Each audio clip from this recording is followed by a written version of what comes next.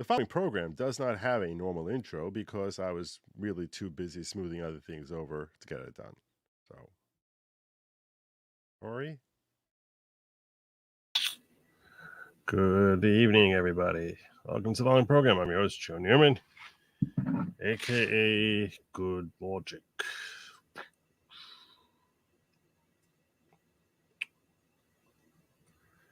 So, I guess I should start with a few things.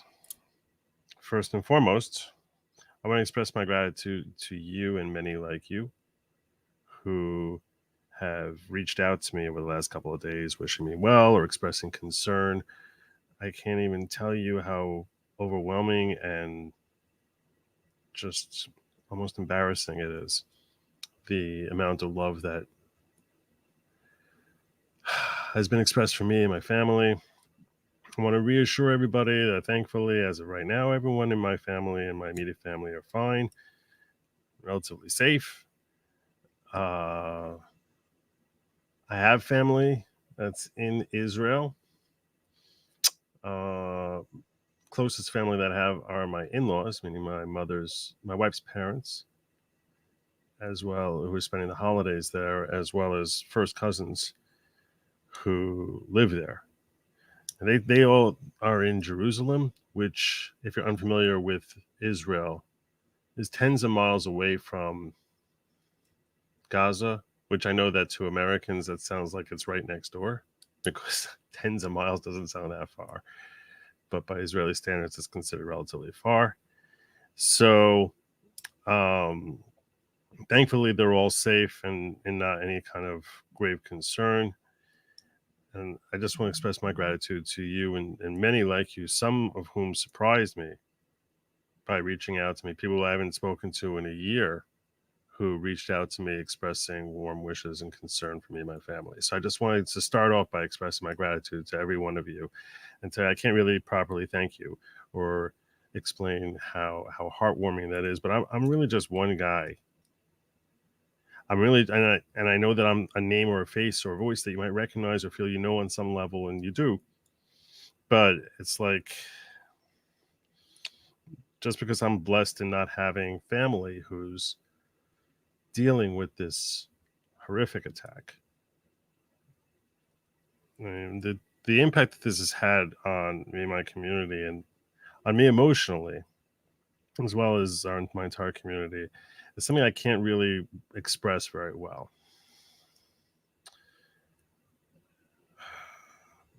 And I tend to avoid talking about this entire conflict in general. Obviously, this is conflict that's been going on since long before I was born.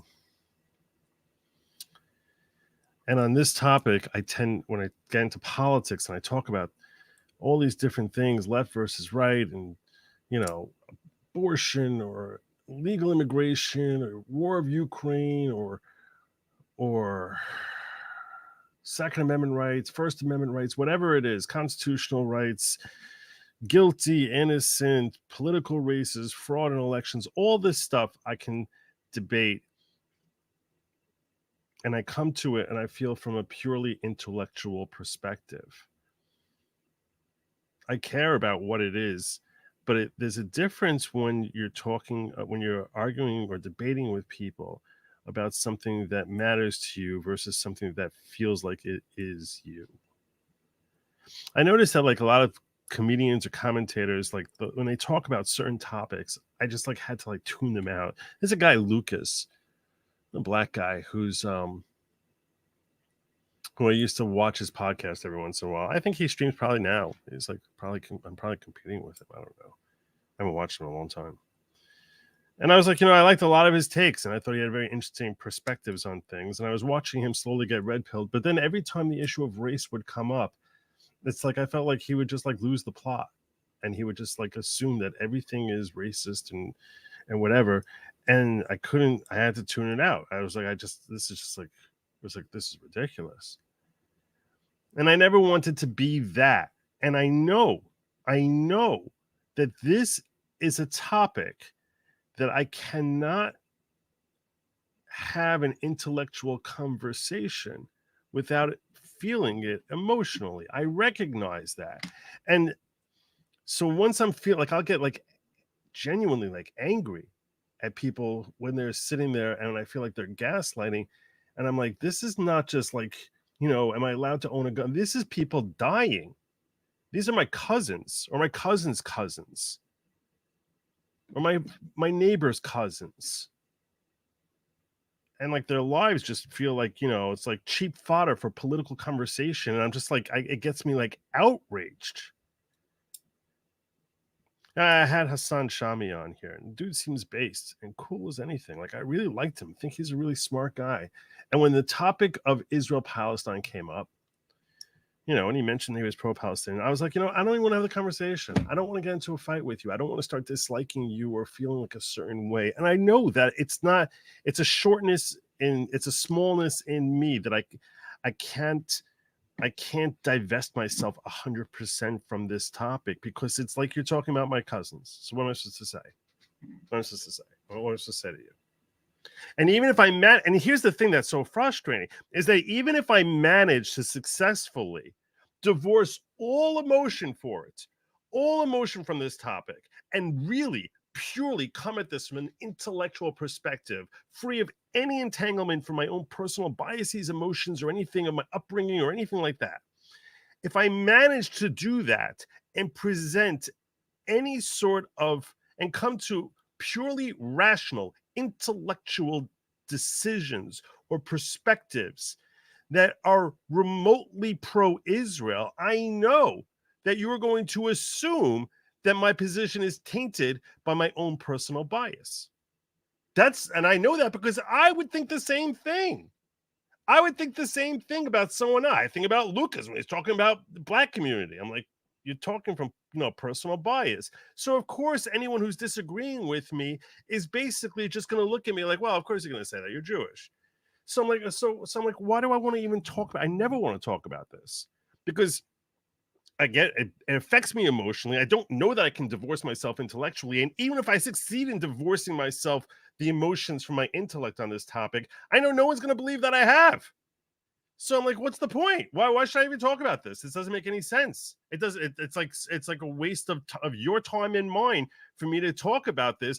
Either I'll be preaching to the choir, or people will disagree with me and they'll just be like, "Oh, of course he's a Jew. He's siding with Israel." So like, what am I going to do with that? What am I going to do with that? It's stupid. Doesn't make any sense.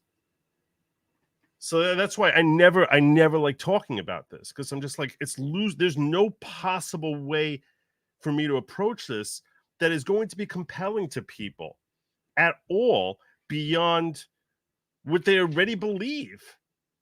So why am I I'm never looking to just rah to the choir. I'm looking to help inspire people with thought and something that's an original concept idea that they hadn't really thought of before. Maybe change a few minds, maybe give those of you who agree with me new reasons to see my perspective.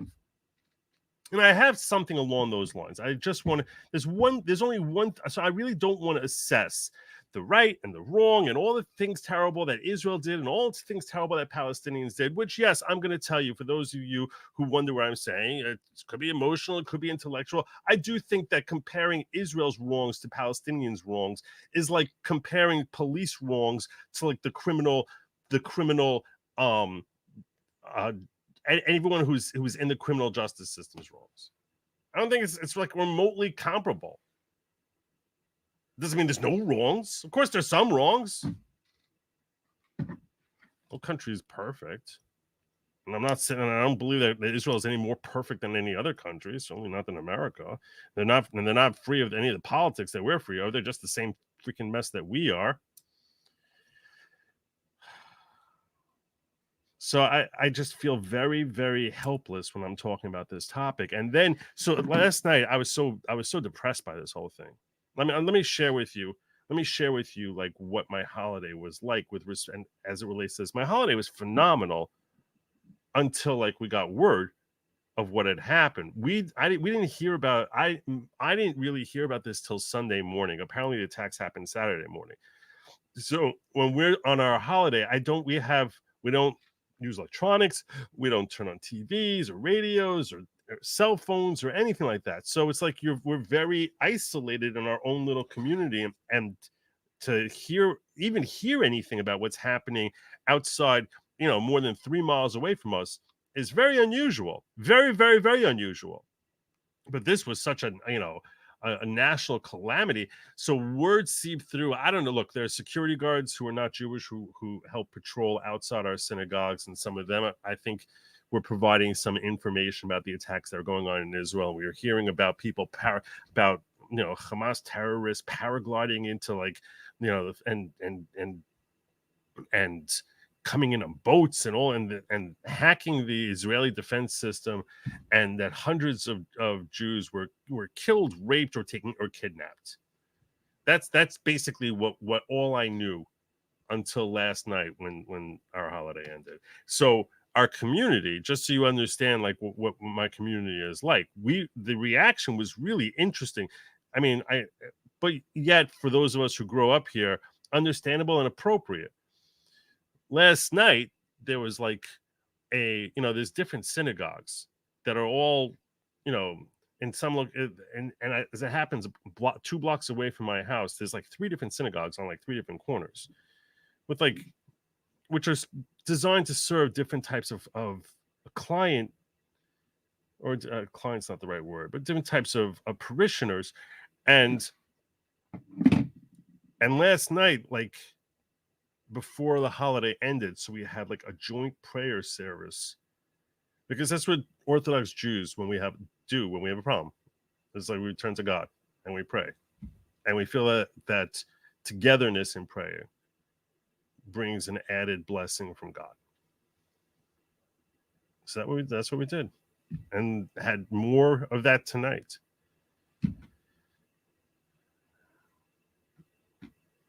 So yeah, I mean, my holiday was, for the most part, till this happened, till we learned about this, it was exceptional. I had my whole entire family here. It was wonderful. It was really nice. And then we heard about this, and it was just sort of like through like a whole damn cloud, as we were trying, concerned about what happened and concerned about loved ones. Obviously, everyone in my community here has some relatives who are living in Israel, and everyone here is like terrified, and the thing is that for Israelis, it's an interesting quirk. For Israelis, the Jewish holiday is only 1 day, whereas outside of Israel, it's 2 days. So they're actually able to use cell phones and communicate, whereas we can't.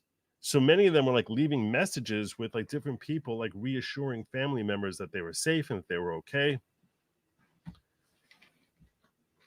I mean, I wasn't really concerned for my cousins or my in-laws, purely because of their location. I knew they're in Jerusalem, and Jerusalem is relatively far from where so as long as there's no uprising in Jerusalem, which could happen, there's a war going on now. Who the hell knows what tomorrow is going to bring? And I'm thinking about like my son, who's actually supposed to be going to study in Israel with his new wife. They're supposed to fly out on Tuesday, which that's been postponed.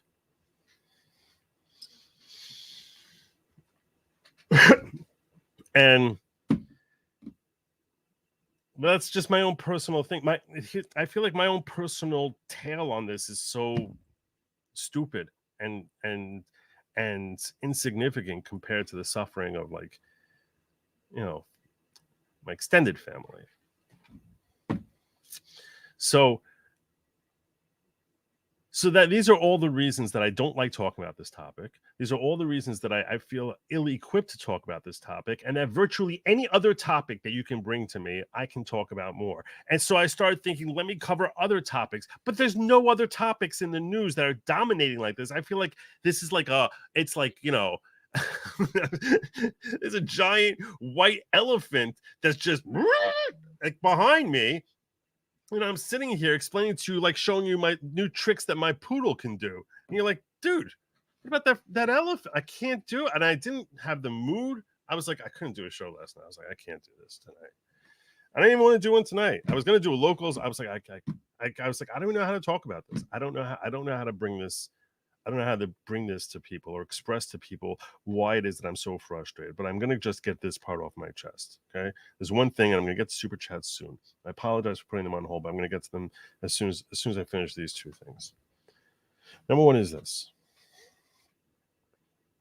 I get very, very aggravated, and I can't tell you whether I get more aggravated by Jews or non-Jews when they're sitting here yelling at Israel while there's blood in the streets that this is like Israel's fault or the Israeli government, when these are civilians who are being attacked, who are being killed, shot, murdered, raped, kidnapped, tortured, and it's like, and you're sitting here trying to explain to me that this is Israel's fault, that there's some sort of justification for this. Like, get out of my face. I don't want to. And I'm turning on Twitter Spaces, and I'm like, you complete douchebags sitting here saying, well, Israel has to answer for these attacks on. You know what? Here's the thing. Okay? Here's the thing. You don't understand Middle Eastern mindsets. You don't understand how Israelis think. You don't understand how Middle Eastern Muslims think. And you're sitting here trying to identify as like, this is the right strategy. I know better than anyone. This is the right strategy. When you don't know your liver from your elbow. You don't know anything at all. But everyone sits here saying like, oh, I understand this situation. I can't understand why Israel's so wrong or whatever. I'm sitting here and I get so, it's like, imagine this for a second, okay? Imagine if after that monster, Darrell Brooks, when driving through a parade, running over any civilians that he could run over and tore and hold on out of there.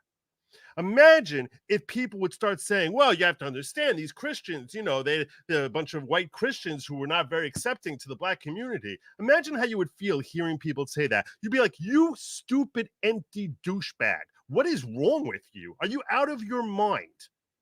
Because that's essentially what happened here. Instead of this being one monster, there were hundreds of monsters who were doing that to anyone they could. So now I have to hear Americans or Europeans coming forward and defending these multiple Darrell Brooks who are coming out here trying to rape, kill, burn, shoot, drag off the wounded, and kidnap whoever they could, and sit there and try and have like healthy dialogue with people who are like, well, you really need to understand that Israel has really been an oppressor who's been engaging in apartheid for decades. And shut the hell up. Just shut up. You don't know what the hell you're talking about. Just stop it. I saw 25,000 people in Mario Space there. And it's some of the most buffoonish takes in the world. I tried listening to it for 5 minutes and I thought about getting up on that panel. I was like, I'm going to get too emotional here. I'm going to get angry. I'm going to start ripping some of these people to shreds.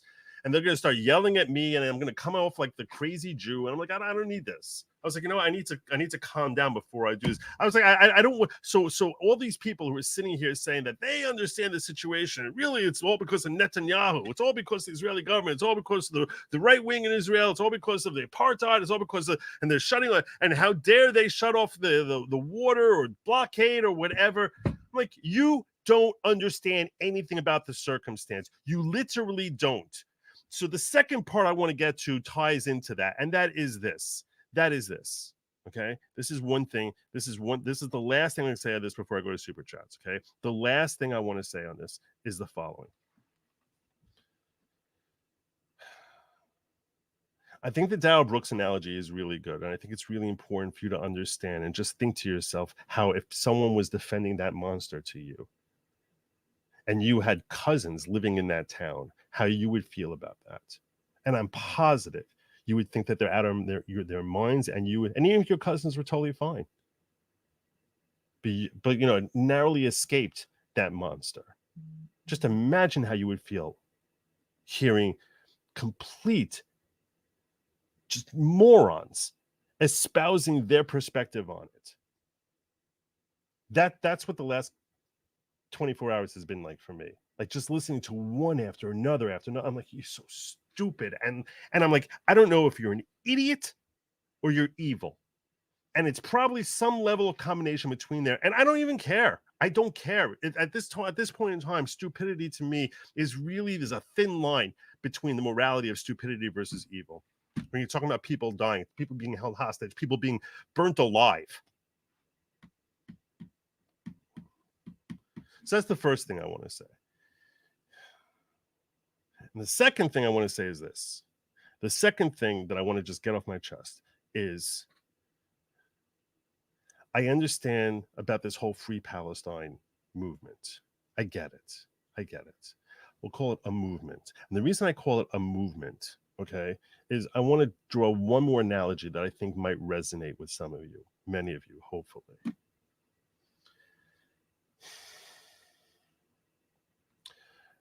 Equal rights for women was a movement.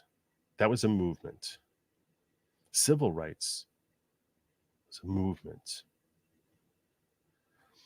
Revolution in this country, movement. Do you know what qualifies them as a movement? What qualifies them as a movement is that they had an issue and they had a potential resolution as to how these issues would be resolved. Americans seeking freedom from Great Britain, women seeking voting rights, ownership rights, equal pay, whatever. Civil rights, blacks from freedom to voting rights and getting rid of Jim Crow laws and redistricting and red lines and all these different things that they fought through and fortunately succeeded in overcoming.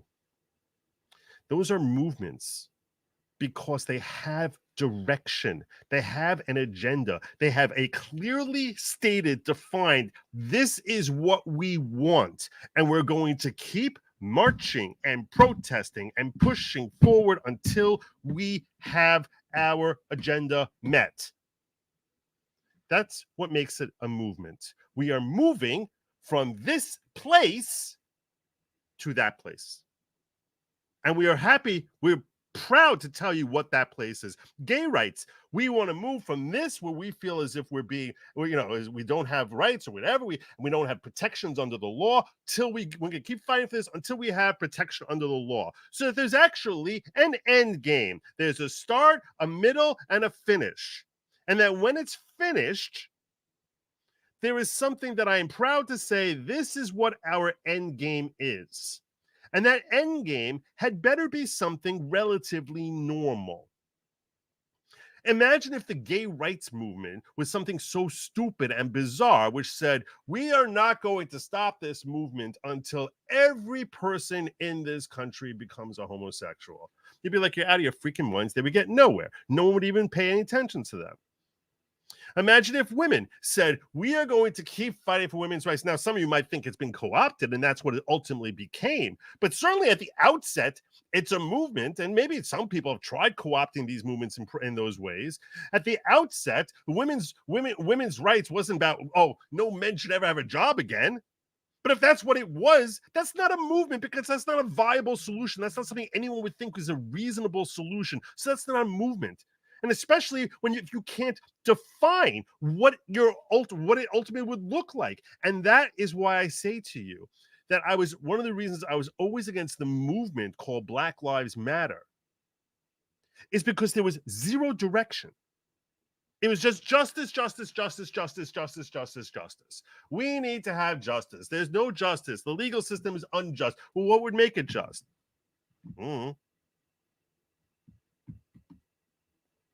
If we change this law, is that okay? That's not enough. This person says okay, that person says not okay, that other person says not okay. There's no clearly stated objective. So what ends up happening is instead of it being a movement, it's a mob.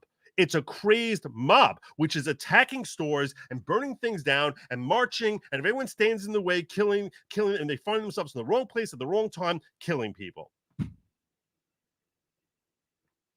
And that's why I had real issues with the Black Lives Matter movement. I think you have to be an idiot to think that blacks should be treated any differently from white people. But if you want to tell me that you perceive there to be a problem, you need to clearly articulate what that problem is and how it's remedied. And if you can't do both, you don't have a movement. You have a bunch of people. You are basically just grousing to a mob to build your own personal power. And you don't care about the very people you're purporting to try to help. You don't give the slightest damn about them. In fact, if anything, you probably hate them more than anyone else does. So you're marching them into like this stupidity of go out there and fight for the power, fight for the right, and you don't care about anything because you have no direction for how things will be better for them. So then why are you doing it? The only possible reason you're doing it is because you're concerned about your own personal wealth, power, fame, or acclaim. That's the difference between a movement and a mob. And I'm going to just point this out to you.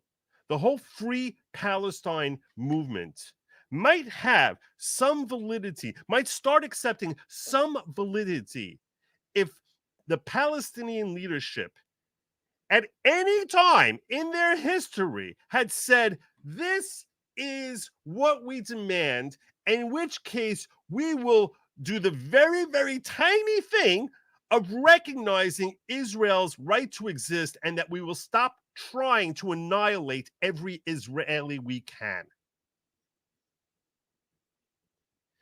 Because that's essentially what Israel's been asking for. Just stop.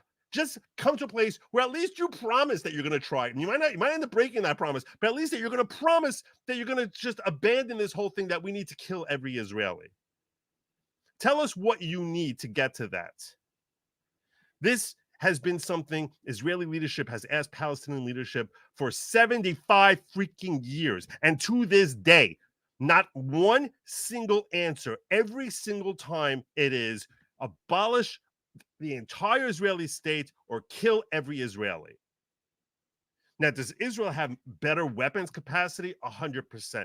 But you cannot tell me that there's apartheid or genocide, trying for genocide or abolish people, which they easily could commit genocide if they were so inclined, but they haven't, or that Israel is acting crazy unreasonably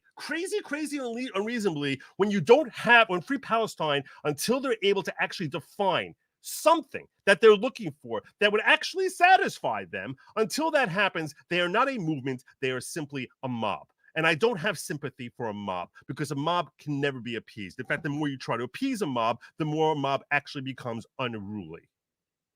Does that mean I feel no sympathy for Palestinian civilians who never get bombed or have also or lose water or all other stuff? No, I've plenty of sympathy. I'm sure there are plenty of good ones amongst the countless Arabs who are living there.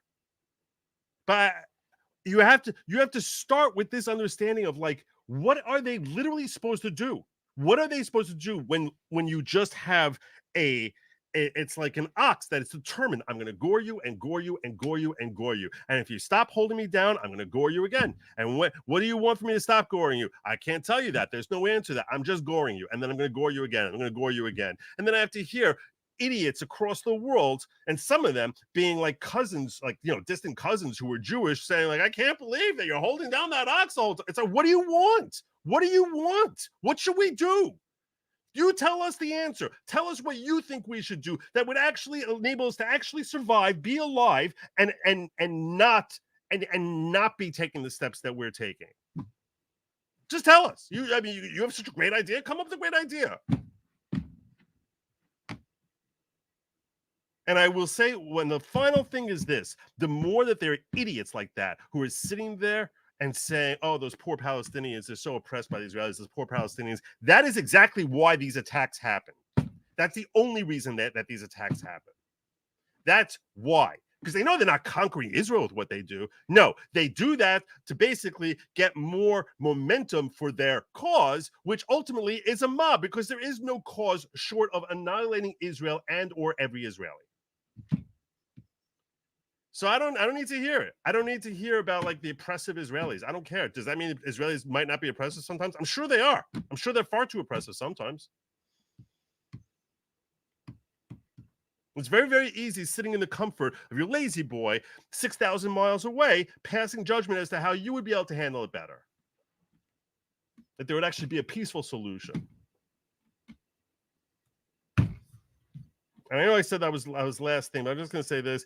My opinion, my personal opinion, Palestinians are a pawn. They are a pawn by other Arab communities, which basically use them to basically rile them up to come after Israel. I'm not going to get into that tonight, though.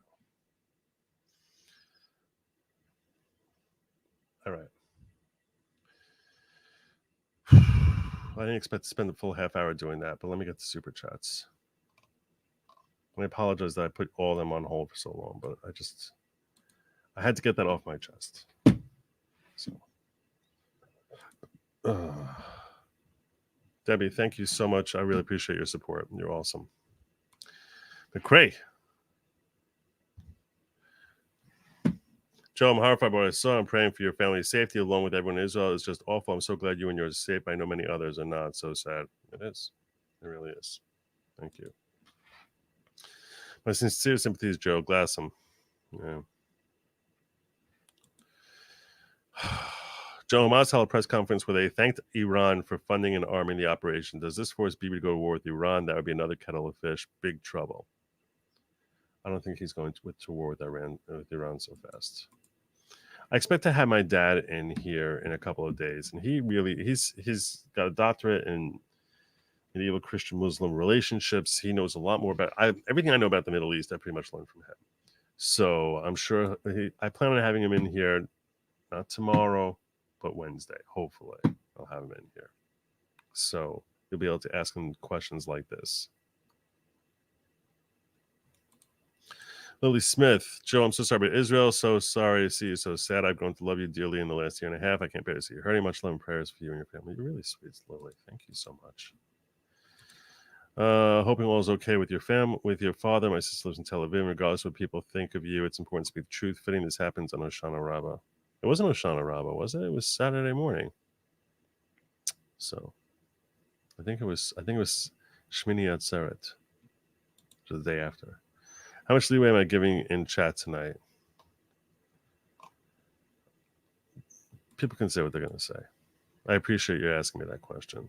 As long as they're not spamming, as long as they're following the rules, that's okay. But thank you. I appreciate you looking after me, brother. Thank you for the Zoom praying. I appreciate that. My brother Andrew.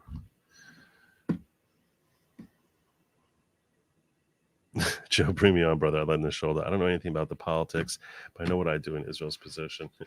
You're too awesome. I don't see. So my plan is I really just want to watch Tucker and see like what he's suggesting, and I haven't watched it yet. But basically, he talks about the path forward. So I sort of wanted to get his take on it. And just give my initial thoughts as to how intelligent or unintelligent they sound. I've seen a lot of people on the right who I've disrespected on this topic, and a lot of people on the left who I find frustrating that some people on the left that I end up agreeing with on this topic. I hate this topic. Oh my god.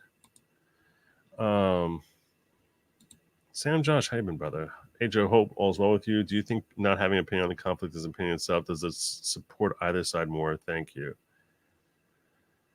I don't think it supports either side more. I'm fine with people having no opinion on this topic. I'm fine with it. I'm totally fine with that. I wish I had no opinions on this topic. I think that's totally fine.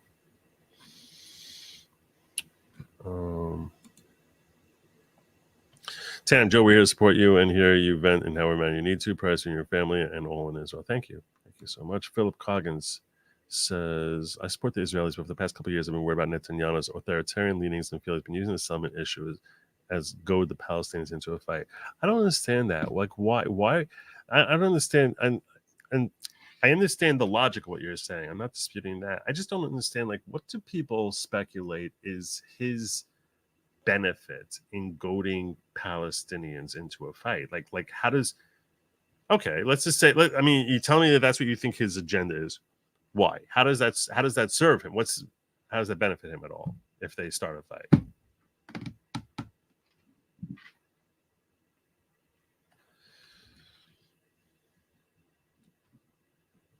I'm not saying that's impossible. I'm just saying that, I understand the settlement thing is something that, like, this is like it's a religious conversation. It's a religious conversation. And I'll tell you this much, I'm not very big on the whole settlement thing. I don't think that they should be pushing for the settlements. I'm not a big fan of the whole pushing. I'm like, why do you have to do this? Why? Why do you have to do this?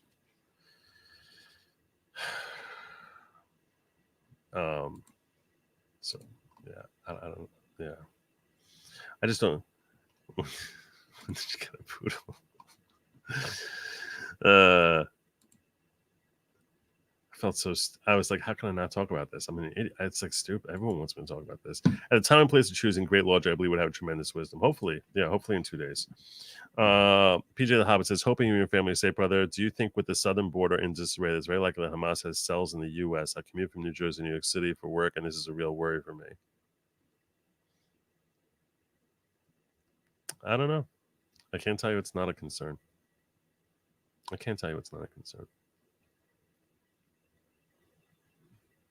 Who the hell knows who's been crossing the border? I don't know. I'm not saying, oh my gosh, everyone, you have to get a gun. I know that my good friend here, Law of Self-Defense, would say everyone needs to get a gun. But it's not a crazy concern, but I'm not the type to say, oh my gosh, you have to go get a gun, because that's definitely, there's an X% chance that that's actually something that's happening. So your speculation on this is as good as mine. That's basically the best I can give you. McRae, I don't see how anyone could understand this situation. It's so hard to understand. Even if you spend forever, this is like what you're studying all the time. It's so hard to understand, and it's so complex, and there's so much fighting. Like within each camp, within the Israeli camp, there are fights amongst each other. Should we be more hawkish? Should we be more dovish? The same thing, I'm sure, happens in the Palestinian camps. Like, should we be, fighting more? Should we be looking to actually, build ourselves up rather than just dedicating ourselves to try and tear Israel down? Steve Season, somehow, right on cue, the lefty wackos fall in line with whom they consider the marginalized. It's disgusting. Their allies would behead them. That's true. It's interesting because I see some on the left who are very strongly supporting Israel, and some on the left who are very strongly supporting Palestinians. It definitely, there are very few people who seem to be in the middle on this, that's for sure. Snazzy, thank you for sharing good logic on this horrible situation, Joe. The world needs more good logic. You're really too kind. Thank you so very, very much. Candy says, my son is a Navy nuke now deploying to Israel. Prayers for all affected. Amen. I really just want everyone to stop dying. I don't want to see dead Israelis. I don't want to see dead Palestinians. I don't want to see dead anyone. I don't want any. I just want, just for crying out loud, just live in harmony side by side. That's all anyone wants. Summer Golden says Jesus was a Jew. Jews are God's chosen people. Israel is the Holy Land. All Christians should be devastated with this. I know I am. Yeah, it's pretty horrific. Bad use of mitos. Those are the those that are kind to the cruel will be cruel to the kind. Improper use of mitos makes you evil. Time to courageously be honest. It's not. Here's the thing. So mitos is the Jewish term for ethics, and that Monk is referencing here.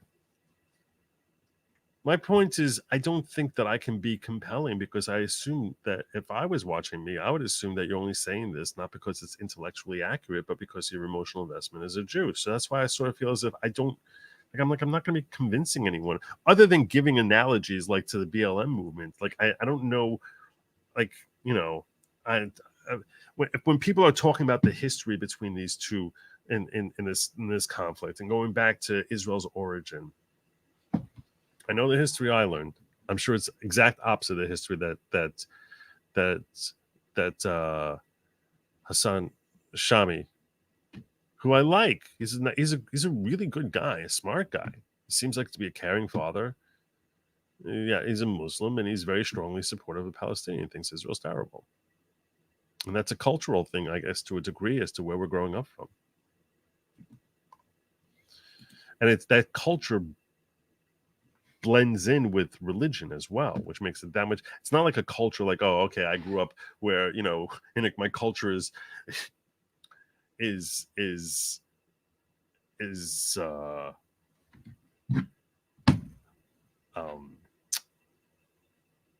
dreadlocks. My culture is barbecues on the weekend. It's like, no, this is like who you are. If Hamas adopted MLK or Gandhi's tactics, the Israelis wouldn't have a leg to stand on. After this attack, they've shown the world who they are. You know what? In 10 seconds after, you're right, Philip. In 10 seconds after, all the apologists for Hamas came out. All of them. They all came out. Matthew, thank you for the support. I really appreciate you, brother.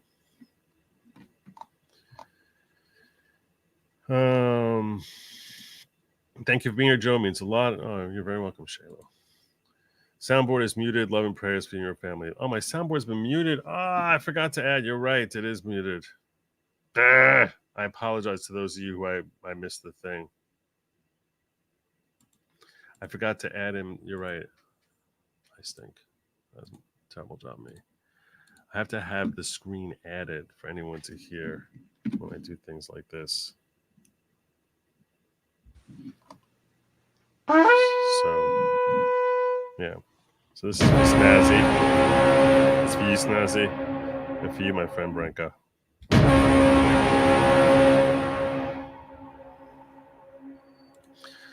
Peter says Tucker actually brings on Vivek to speak about the topic. Does he? Oh, okay. That's going to be interesting. It'll be very interesting. Elsie, remember the following. Welcome to the following. I don't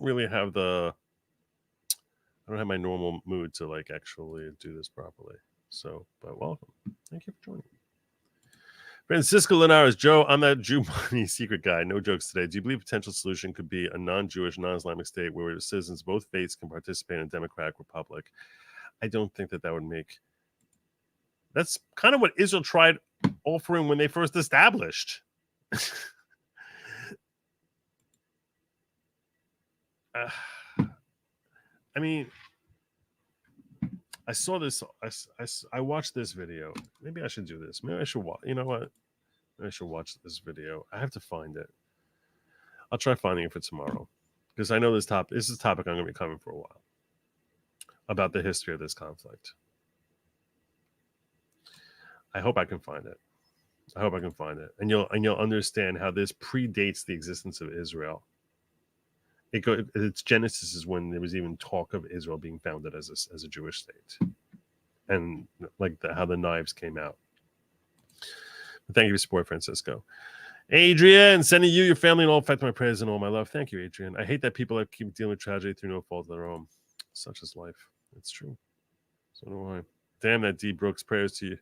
I think the Dow Brooks analogy is something that people. It's like, when you think about it and recognize that what they were doing is no different than what he was doing. I think that helps send the message.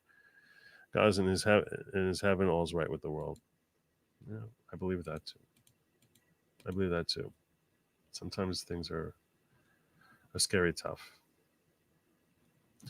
Rommel Rants, most band queen says, do you think Israel should have seen this coming or that Netanyahu should have to resign? Viva's being very vocal as well as some others. I just know I saw some things live on YouTube I can't unsee. I think it's too early for anyone to weigh in on that. As to like how this attack was as successful as it was, I think it's way too early for us to actually know that. Short Post Dave says, Joe, same boat, but it's not an Israel or Jewish thing to talk against Hamas. They killed Germans and American civilians at that concert. My arguments are focused on just that. Yeah, they don't really care. They don't really care. I mean, that's the other thing is, those people are standing up and defending this idiocy. It's like, do you really think that it's like because they're Israelis? That's why they did it? That like they wouldn't have killed like anyone there? All right. McRae says non-Jew and non-Islamic feels like left and right trying to coexist, getting harder and harder to imagine. It really is. It really is.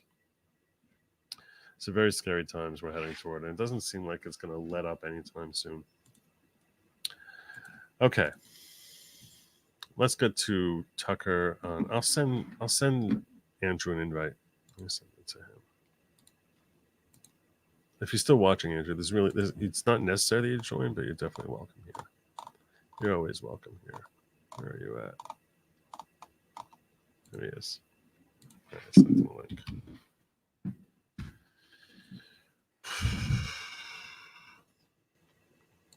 Oh, a new member. Thank you, PJ. Welcome to the following. Following is not a cult type of cult. Let's get jiggy with it. Let me make sure I didn't miss anything here. I did. Trigger of Oz, my literal last dollar, so about 50 cents American. Thank you so much, Trigger. You don't have to send me your last dollar, brother. But thank you. All right, let's get to it. No decent person can watch the video of young people being murdered at a music festival in southern Israel without feeling horrified. It's awful, and there's no excusing it. No matter what you think of Israel's policies in Gaza, you are not allowed to shoot people at music festivals. That's a crime. Israel has a right to respond to that crime and to defend itself. No one seriously contests that. The question for American policymakers, however, is what do we do next? How do we represent the interests of the United States in this chaotic moment? That's not a selfish question. It's the whole point of making policy for a country, to improve and protect that country. Okay. If you serve in the US Congress or in the executive branch of government, you have a moral duty to think this way. It's your job. You True. serve the United States and its population. You have no moral authority except to the extent that you represent your fellow Americans. That's our system. It used to be obvious, but it's worth remembering now because the conflict between Israel and Hamas could escalate into a war between Iran and its allies and the West. This is true. It definitely could. I don't know that it will. I don't think that that's the likely outcome, but it's definitely not impossible. Like, I seriously don't think it's a likely outcome. Historically, Arab nations tend to support Palestinians less overtly.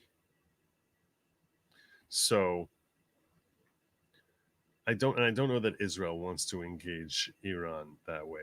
They might they might do some strategic strikes against Iran, but I don't see it being like any type of invasion type of thing. Nor do I see them really having the manpower to do it. Once a war like that starts, you could easily imagine the use of nuclear weapons and all that entails. Millions dead, the collapse of the global economy. At the very least, you could see an unprecedented energy crisis here. Already gas in one Bay Area service station hit $7.29 a gallon over the weekend. If that trend worsens and persists, the United States, which is already, technically speaking, bankrupt, would plunge into depression. And no, it would not be like the 1930s. Close to 10 million people have come here over the last 3 years from the poorest places in the world. The overwhelming majority of them are on some form of federal subsidies. Isaac and Ishmael started long ago. That's true. That goes back about 3,700 years. I recommend the Martyr Made podcast, 6-part series on the history of the conflict, titled Fear and Loathing in New Jerusalem. It's impartial and in-depth. Interesting. Martyr Made podcasts. I assume it's on YouTube.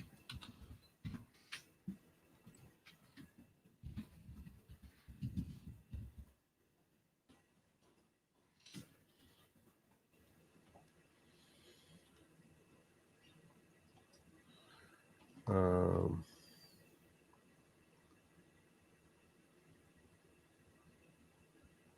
2 hours and 20 minutes. That's episode 1. Whoa. All right, I'm going to try and pre-screen that. Make a little note of that to myself. Okay, but thank you, Bob. 3 of 5 red heifers left 2 years, 1 day this month. I'm not going to explain the whole red heifer thing, but there's been a lot of red heifers through history. I think it's very likely we should be careful. All right.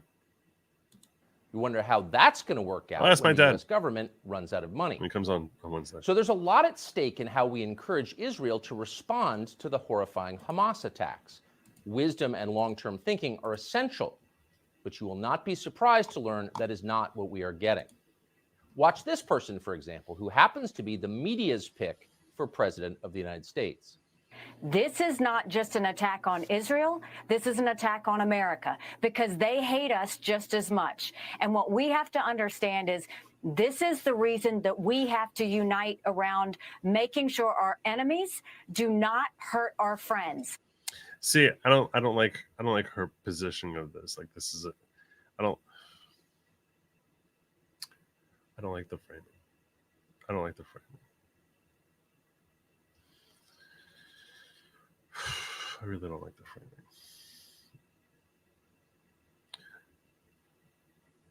And I'm not going to sit here like getting it. One of the reasons I was struggling all day with how do I cover this, precisely because of all the issues I raised at the outset here, and divorcing myself, trying to divorce myself emotionally from it. I don't like her framing. America can never be so arrogant to think we don't need friends, just like we needed them on 9/11. That's why Ukraine needs us when Russia's doing this. That's why Israel needs us when Hamas and Iran are doing this. And I'll say this to Prime Minister Netanyahu, finish them. Finish them. Hamas did this. You know Iran's behind it. Finish them. They should have hell to pay for what they've just done. This was an attack on America, she says, when in fact... Yeah, it's not an attack on America. It's not. You know, but yeah, it was not. And for that reason, we must, quote, finish Iran, a nation of nearly 90 million people. What are we watching here? This is not sober leadership. She's a child, and this is the tantrum of a child, ignorant, cocksure, bloodthirsty. Yet no one in Washington scolded her for it. In fact, they aped her hysteria. Here's fellow neocon Lindsey Graham just spelling it out and calling for the bombing of Iran. So I've been on the phone all day to the Mideast, and I've told our allies and people with connections to Iran, what I would do, I would tell Iran that if Hezbollah attacks Israel, we're going to come after you, the Iranians, and have a coordinated effort between the United States and Israel to put Iran out of the oil business by destroying their refineries. There are 4 major refineries in Iran. They're fixed targets. Look who's here. How are you, brother? Hey, man. How you doing? Yeah. Okay. You had that thing last week, right? Sorry, can you hear me? Yeah, I hear you. Can you hear me? Yes, I can. All right. Yeah. No. So you had that thing last week where you with that hate letter, which I thought was. I thought that was hilarious. We don't have to talk about that tonight. Yeah, I mean, I hate talking about this topic. Honestly, I almost wish I could find I was like I'm gonna be torn between like covering this topic or I feel like I have to talk about this just because I cover politics in the news and whatever. And this is obviously people want and this is the only thing in the news right now, really. But well, I can tell you my show today was on America's Second Amendment, and it might have been helpful to many of the victims in Israel the last couple of days to have had weapons in their homes they could have used to defend themselves. Oh, I'll tell you this: they almost all do. Israel's a country that is, they all serve, like almost all of them. They all like I would say 90% of the country serves, and they all are proficient in use of weapons. And look, there's I'm not questioning that, Joe, but I'm not seeing a lot of pictures of dead Hamas killed by kibbutz. That's true. That's members. Fair point. So that's a fair point. And there should have been. If they were in my neighborhood, they might have killed me. I don't know. I mean, no one's invulnerable to death, but there would have been a lot of dead Hamas bodies because. Yeah, I mean, they attacked a rave, so I think people might. I don't know what. No, that's of course. No one's going to have weapons there. They're probably not allowed to have weapons there. Mm-hmm. But I mean, all the various kibbutz that where horrible things happened, they should have been lit up. Hamas should have been lit up. Yeah. Well, Israel's going in to light them up now. Let me just cover this real quick here. So it says this is a virtual hug as I can see the pain in your eyes. I pray for all the innocents that are suffering right now. That's very kind. Thank you. And Monk in Training says she poorly eloquated it. This is part of the greater culture war between the Islamic world and the West. Israel should respond properly, as should we. Oh, I'll tell you this much. So I'm just gonna before I go any further here. Sorry, I didn't mean to do that. That wasn't right. Oh, I'm in charge. One thing when I was talking to my father, there's an old adage that people who are strongly in favor of free Palestine are very in favor of blood, and it almost doesn't matter if it's Israeli blood or Arab blood, because blood either is dead, it means dead Israelis, or great PR if it's Arab blood. And that's why, like, when you're fighting a battle like that, it's like, if you get punched, you lose, and if you punch back, you lose. So, my father was saying the only thing they'll understand is if you take territory. If they lose territory, that will get the Hamas leadership to lose support, and for them to like turn on the Hamas leadership, because it is the Hamas leadership which is directing all of this. But yeah, I mean, it's unfortunate that that's the only thing. The one thing that we've seen is that if negotiating with terrorism, and this is something I was on with Viva about today, where he was basically saying that, you know, Netanyahu needs to, like, you know, give into he basically was like, they should bend the knee on the hostage demands, give up all the people that they have, and save these hostages, and then Netanyahu should resign. And I'm like, this is and I said, bro, Viva said that? Yeah, I was like, bro, I still love Oh. you like I did yesterday, but this is a terrible take. I like Viva, but that is an awful take. And Yeah. unfortunately, my take is even worse, because as far as I'm concerned, the hostages are gone. Yeah, They're gone. I agree with you. They may as well be dead. You can't trust Hamas for how they're going to treat hostages. You'll never get them back. They may as well be warfare casualties. They're gone. They're gone. Yeah. So you have to fight with that in mind. You know, the only two rational options I would see would be for Israel to kill all of them, 2 million people, which I don't think is realistic. But you just can't compromise with this. That's not possible. There's no maybe it's taking territory, but fundamentally, I think it's actually making the cost of doing this so overwhelmingly heinous for them that they won't do it again. That's fundamentally what you have to do. It's like dealing with a bully in school, right? We all learned as kids, when you deal with a bully, eventually you punch him in the face and it hurts him, and he doesn't pick on you anymore. Well, you have to hurt Hamas so bad. There's a story I told about four members of the Russian embassy were taken hostage by some Muslim group 50 years ago or so, and the Russians responded by kidnapping a sibling or, you know, father of one of the heads, and basically dismembering him and sending the body parts back to the leadership. They said, you release the hostages today or tomorrow, we're going to take your sister, your child. Yeah, we're going to take another child. We're going to take another person and cut them. We'll send them to you that way. And they were released within hours. And Russia was never hit again by terrorism, because it's like, you don't do. It's like the price is too high. Yeah, yeah, and a lot of people, when they hear something like that, they say, that's so horrific. How could you do this to this innocent person? And now you're reducing yourself to their level of evil. And and that's a Western mindset, when it's just not rooted in reality of the situation, that there's no other answer. Otherwise, you're begging for it to happen over and over and over and over and over again. Right. It's a logical fallacy. It's actually kind of arrogance. It's an arrogance that says the entire world is at the level of societal sophistication that I am, and therefore they're going to conduct themselves like I will. They're not savages, but you know what? Much of the world is savage. Yeah. And they will act like savages, and they will kill you and rape your wife and kill her, and then take your children as slaves and rape them for the rest of their lives. They will do that. So if you don't want that to happen, you have to be prepared to act with the force necessary to prevent that from happening. Yeah. Yeah.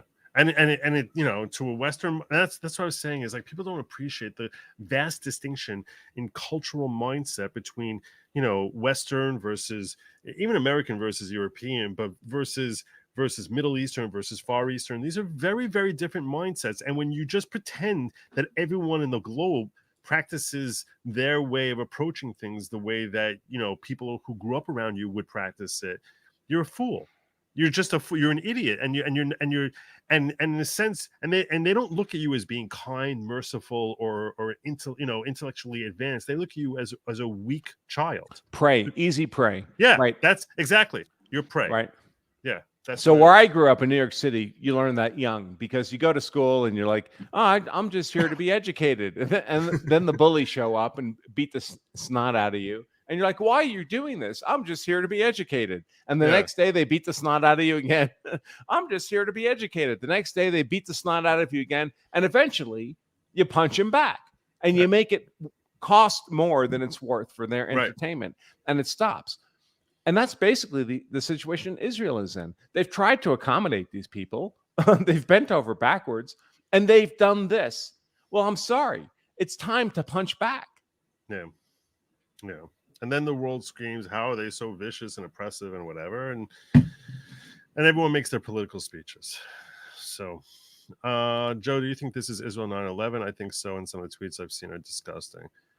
Well, let's put it this way. This is the worst conflict we've been in 50 years. I can understand the analogy. I don't like comparing one tragedy or one horrific event to another, because each of them are unique. But calling it Israel's 9/11, it's certainly the worst terrorist attack that they've faced by a light year. Joe, is it unique in the sense of civilian casualties? I think it may be in one fell swoop. So there was the Intifada, where there was just like, there was a period forever, but that took a long period of time. Yeah, where it's like every like 3 times, 4 times a week there would be buses exploding and things of that nature. But with some individual suicide person, but never an attack like this. I mean, there've been attacks by nations, but not like that, not trying to just target civilians specifically. But the attacks by nations were targeting the IDF. They were targeting the military. Right. They're trying to This conquer is the Israel. first time, to my knowledge, that we've had a military type invasion targeting civilians in Israel. Yeah, and in fact, I'm not even sure if that's happened in the history of the world, if you think about it, that there's been like a military type of targeting of civilians. I can't think of any incidents. I'm not saying it's the first of its kind, but it's hard for me to think of any others. So if anyone else can think of something similar, I'd be curious to hear about it. Maybe in some African country that this happened, but it's hard to imagine.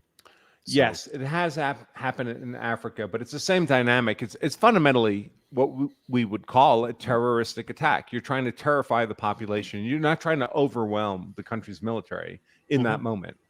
You're just trying to terrify the population. That happens in Africa quite a lot, and of course now here in Israel. Yeah. I remember after 9/11, I wanted their blood and tears, so it wouldn't happen again. We got the Patriot Act. I know, and that's right. You got to be careful of overswing for sure. Yeah, you definitely do. You definitely do. Oh, I forgot to give you a quick little blast there. And yeah. Monkey that wasn't for me. No. I gave you. I don't know if you were here. I got slightly aroused there. I gave you that. That's for the $50. That's even better. Yeah, that's better than Viagra, Joe. Monkey Ching says, I mean, Israel should worry about Hamas, and we should be strong and worry about the bigger picture. It pays to be a winner in war. You must win. This is true. Kelly says, first and foremost, prayers to you and your family. Secondly, I have visions of Palestinian refugees soon, and honestly, that horrifies me. Yeah. It should. Liberty Dude says, there's never a policy discussion that is impartial. This is not Pearl Harbor moment for Israel, nor was the World Trade Center bombings on 9/11. Israel will put down the terrorists responsible for this evil. No need for World War III over this. I agree with you, and they have the capacity to do it. It's mostly a matter of the restraint that gets called upon them by the rest of the world. Like, people are like, no, show restraint, and this is the time for like peace and whatever. But can they let Gaza remain? No. I mean, so it's not just a matter of taking out terrorists. I mean, that's just you assassinate a few people or you kill them in combat or whatever. We're talking 2 million people have to be relocated out of Gaza. Do with that? What do you do with that? I don't know. Like, that's why, or killed in place. And listen, whatever their sentiments may be, most of those people, certainly the women and children, whatever their sentiments, they were not shooting Israelis. So you just blow them up in their buildings? I mean, yeah. I mean, I don't know. There's talk that Israel's going to turn Gaza into a parking lot, and that they basically said that women and children should evacuate now. Which is exactly what I would do, but I'm not a nice person. Yeah. Well, and that was the letter that I heard about. I want to take a moment.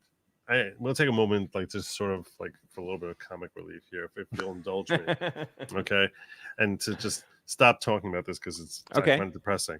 But then we'll come back to it. I'll come back to it in like 5. If this part's going to bore you, just skip ahead 5 minutes. So you got a letter last week, or last week about your activities at a public defender's annual conference here in Colorado. They have one conference a year. I was there. I was invited to speak, and apparently it was a disaster. Okay, so I got to start this. When you left, did you think it had been a disaster? No, I thought I gave a great talk. I thought I armed the public defender's office with being better able to defend their indigent clients against charges of murder. Right. But apparently they were up in arms when you left, and this caused a major brouhaha that someone had the audacity or the stupidity to bring in someone as racist, misogynistic, and terrible as Andrew Branca. So and you ended up getting a letter to that effect, right? Yeah, I am apparently persona non grata, even though just a few months ago I was asked to consult pro bono on a murder defendant they had at the public defender's office, and I got that guy acquitted of all charges. But apparently they no longer need my services. Was the defendant black? You know, I didn't know when I took the case. They just called me and said, "Will you take the case?" And I said, "Yes." It turns out it's a white guy, but I didn't know. Right. I wouldn't care. You didn't care, obviously. You're like, no, I was just wondering because I thought that would just make their position sound that much sillier. But so now, yeah, so my defense of this guy, if I was charging, which I wasn't, I was doing it pro bono, but it would have been at least $30,000. Yeah, I can imagine. And because I had to be qualified as an expert, what they call here a Shrek hearing. That was one day in court. I had to go a second day in court, and they just pushed me over to the next day. But I wasted a whole day, and then finally I testified for a couple hours. And I know my testimony mattered because the jury told the defense when they were interviewed after the acquittal, the lead counsel used my fucking PowerPoint slides in his closing argument. He didn't even ask me. I don't want to say he stole them. I don't mind that he used them, but the fact that he used them suggests that my input had a certain import and value to the lead counsel in the case. And of course, we had the great outcome. In fact, it was so great that the public defender's office invited me to speak at their annual meeting in a room for 300 people. And after he spoke, they checked his Twitter and they were like, "Oh my God." Right? I mean, I think that's probably what did it, is they saw your Twitter and they were just like. The funniest part was, so I did the legal consult and the expert witness testimony. I did it pro bono. I did it for free. And they called me to speak at their annual meeting, and I did that for free. And by the way, because I was the first speaker in the morning, I actually arrived a day ahead and slept in the hotel, so I wouldn't have to worry about traffic getting there. You should totally bill them. You should totally $500. It was a $500 room. It's one of the most expensive hotel rooms I've ever paid in my life. And so I give my talk, and at the end of the talk, you know what they give me? What? They give me this.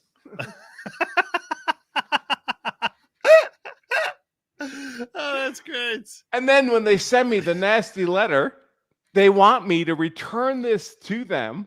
Really? Or burn it.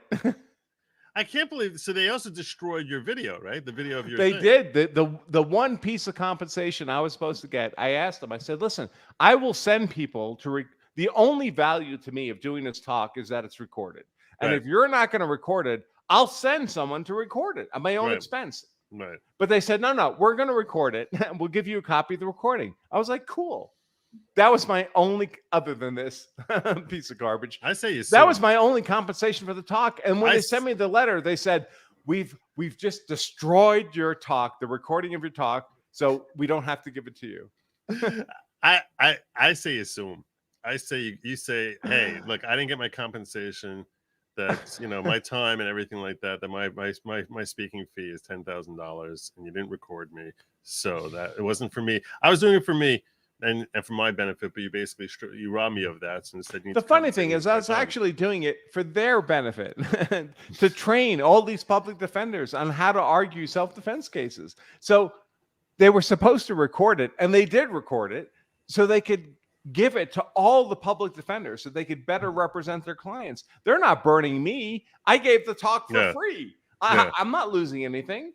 But who are they burning? Their Yeah, clients, their yeah. indigent clients who are now have lawyers who are less capable of arguing self-defense. Right. But I also heard that you were you were very rude and racially insensitive to the BIPOC Apparently, when you showed up there, right? yeah. So oh my god. So what exactly happened there? Because in the letter, which from what I recall reading, they say that there was a yoga class that was going on there. Was that correct? It was a yoga class, right? So I'm the first talk in the morning. I'm 8:30 in the morning, and so I wake up early anyway. I stayed at the hotel the night before at my own goddamn expense, $500. But I wake up early in the morning and I go down to the conference center.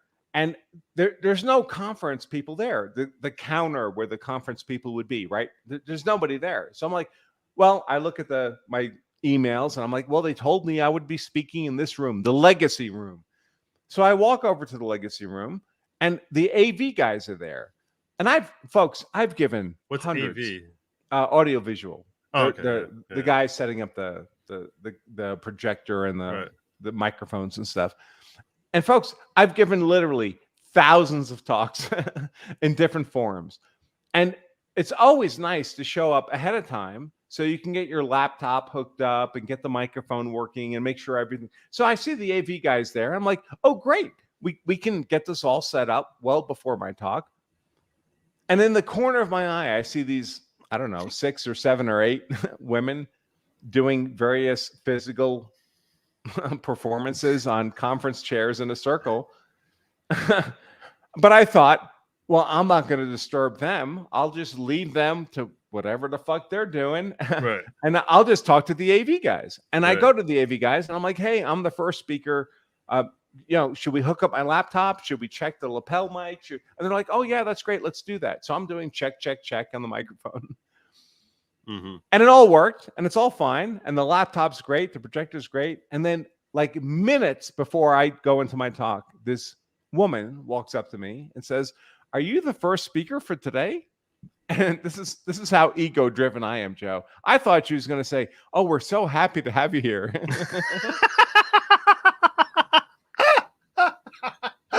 Naturally. That's so great. I was like, yes, I am the first speaker. And she said, well, it was so insulting how you interrupted our yoga class. It was in the schedule and this was whatever. So I was a terrible person for interrupting their yoga class. And in my mind, I'm thinking, holy crap, I thought I was invited to a legal conference. I didn't know I was invited to a yoga conference. Also, they never told me while they were doing it, sir, could you stop the AV stuff? I would have been happy to have done that. Right. But they didn't even mention it to me until, it was too late for. Right. So so the letter accuses you of showing a lack of sensitivity and misogyny and racism in that you were disturbing this yoga class before everything started. By the way, I do yoga. Okay, I'm gay. I do yoga. You are. I've never done yoga on a conference room chair. Right. Well, I just pictured when I was reading that letter, I pictured you coming in there with like armful of stuff and just sort of clanging around like clumsily. Get out of here, bitches. And they're having like their quiet Zen moment, and they just hear like clang, clang, clang, like, and you're just like barging through there. Just like, I don't know. To me, it was a really funny visual.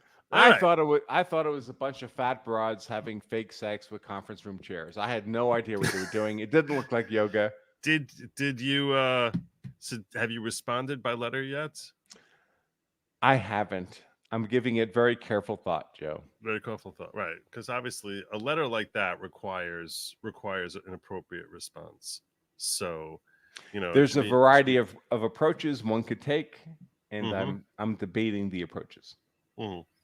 Well, whichever way you go, I wish you much luck and success with that. Let me get back into this thing. I'm going to cover these super chats that popped in here. Meanwhile, war makes monsters of soul. Apparently, a few divorces will do that too. That's true.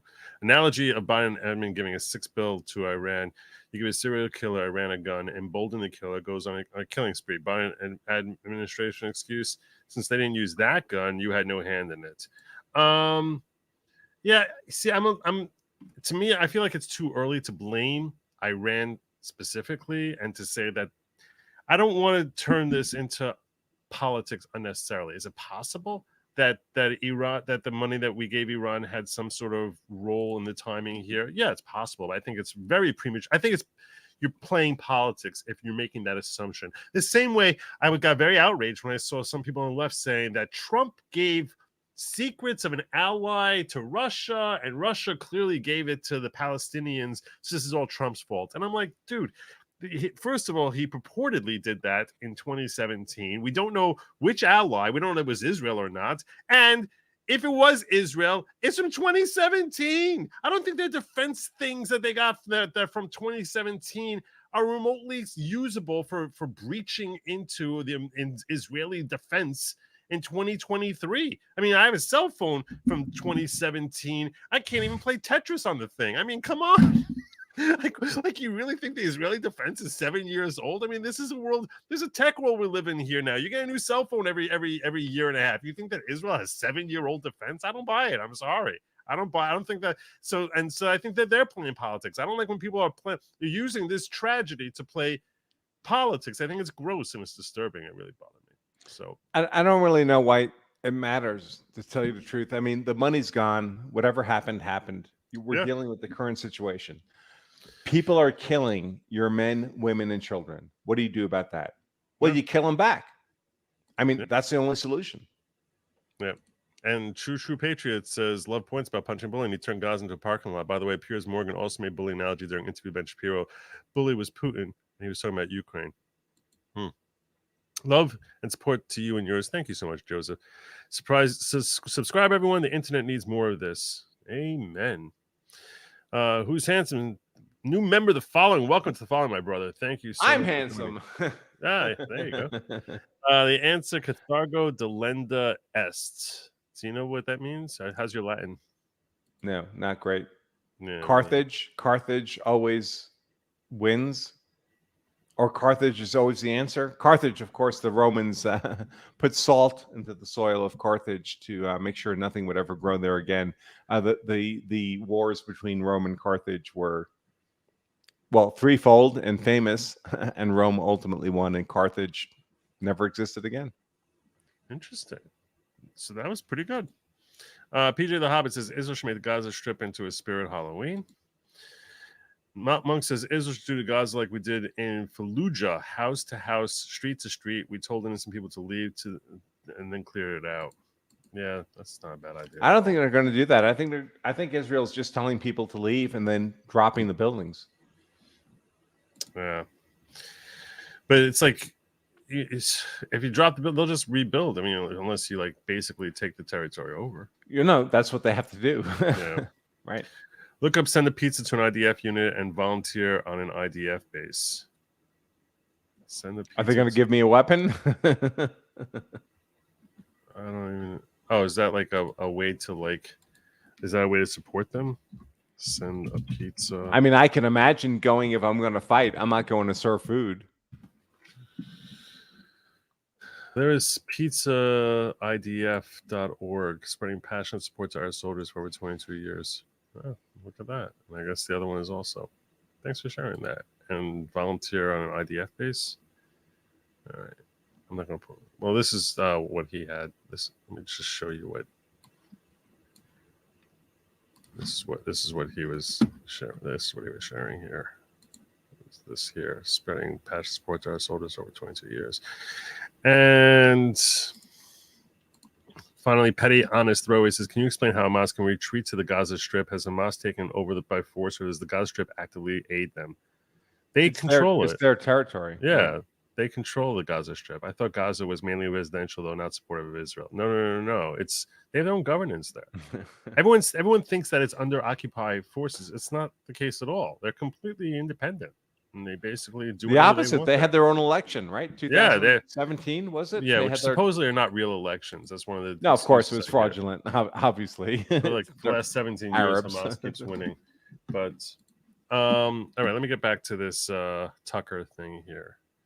Well, and before I do that, let me be 100% sure I didn't miss it. Oh my God, I missed this from Viola. Send me $100 rant. I'm tired of this show tonight, but we'll play back when I miss later. Praying on Mishaberach every day for Israel. You're really too kind. Mishaberach is a special prayer that we have for for salvation. And Viola, thank you for the very, very generous Rumble rant there. I really appreciate it. Let me make sure I didn't miss anything else here while I'm here. That was really very kind of you, Viola. All right, I think I got them all. I think we're good. I'll just do a quick check over here. And We have to do kosher pizza again, Joe. when are you coming back to town? I think maybe July 4th of next year. It's a date. Maybe I'll even come to Jersey. So last time I met up with Joe, I mistakenly thought he actually lived in New York City. So I made him drive all the way to fucking New York City from New Jersey. I think I probably took the train. I usually take the train in, but yeah. But we had a great time, and that's when I learned about his skills as a sharpshooter. I had no idea that. I thought you just taught people how they're allowed to use guns, not that you actually knew how to use one. I didn't shoot anybody, Joe. No. But I was wishing you would. All right, let's get back to this. If Hezbollah attacks Israel, I would make Iran pay a heavy price. What exactly would happen to the United States if we declared war on Iran and started blowing up their infrastructure? And I don't want this to happen. I don't think that that's a proper response. I don't think that America should go to war here. I mean, as much as I support Israel, I don't want America going into this war. I don't like these war hawks, neocons, basically, saying we need to go to war. None of whom will go to fight. Yeah. None of their kids are going to go fight. And thank you so much for the very strong support all evening, McRae. Good night. I wish you and Will you as well. Hi, Andrew. So, Lindsey Graham has no clue what would happen. He hasn't thought it through. He's almost 70 years old and he has no children. He doesn't care. But neither, amazingly, do most of his colleagues in Washington. They're as reckless as he is. Texas Congressman Dan Crenshaw took to social media to call for what he described as a war to end all wars, as if there is such a thing. But of course, there isn't such a thing. Wars beget more war. The bigger the conflict, the uglier and longer lasting the consequences. See World War I for details. These are not complex observations. I don't know. I agree with that. It, Joe. Yeah, I don't agree with that necessarily. World War II seemed to that kind of ended a lot of wars. So also, I'm not a big fan of Dan Crenshaw. I think Dan Crenshaw is John McCain with half the vision. Yeah. But World War I didn't end any fights because we weren't harsh enough on the people who lost. So everyone says the Versailles Treaty was so hard. It was so tough on the Germans. That's why we had a second war. No, it was not hard enough. It was not hard enough. You know what we did after World War II? We occupied Germany for 50 years.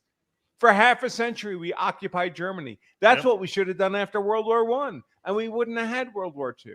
So the problem with World War I wasn't that we were too tough with the Versailles Treaty. It was that we were too weak with the Versailles Treaty. Well, what do we do with Germany? What do we do with Japan? We made Japan fundamentally transform its society into a democracy from an emperorship that it had before. That's how you secure a win in war, not by half-assing it. Well, I mean, I agree with you in part and disagree with you in part. I don't think, Joe. No, I'll tell you why.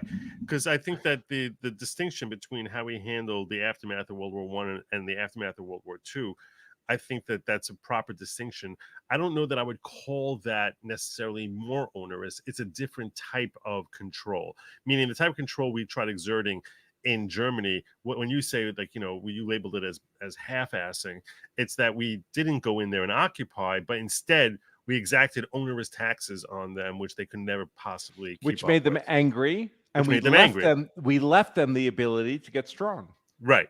And when we told when you them occupy the territory, they can't do that, and purportedly restricted their ability to build up a war to rebuild their war machine while falling asleep at the wheel, as they were very obviously rebuilding. Because you're not actually present. Right. So in that sense, I agree with you that occupation is a far more effective method than taxes. So I think we were onerous with respect to charging them money, but we were not onerous in the right method. I think that occupation is ultimately far more effective.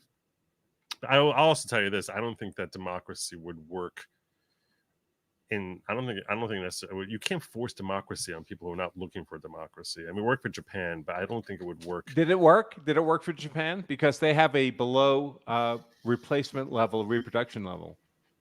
They're dying.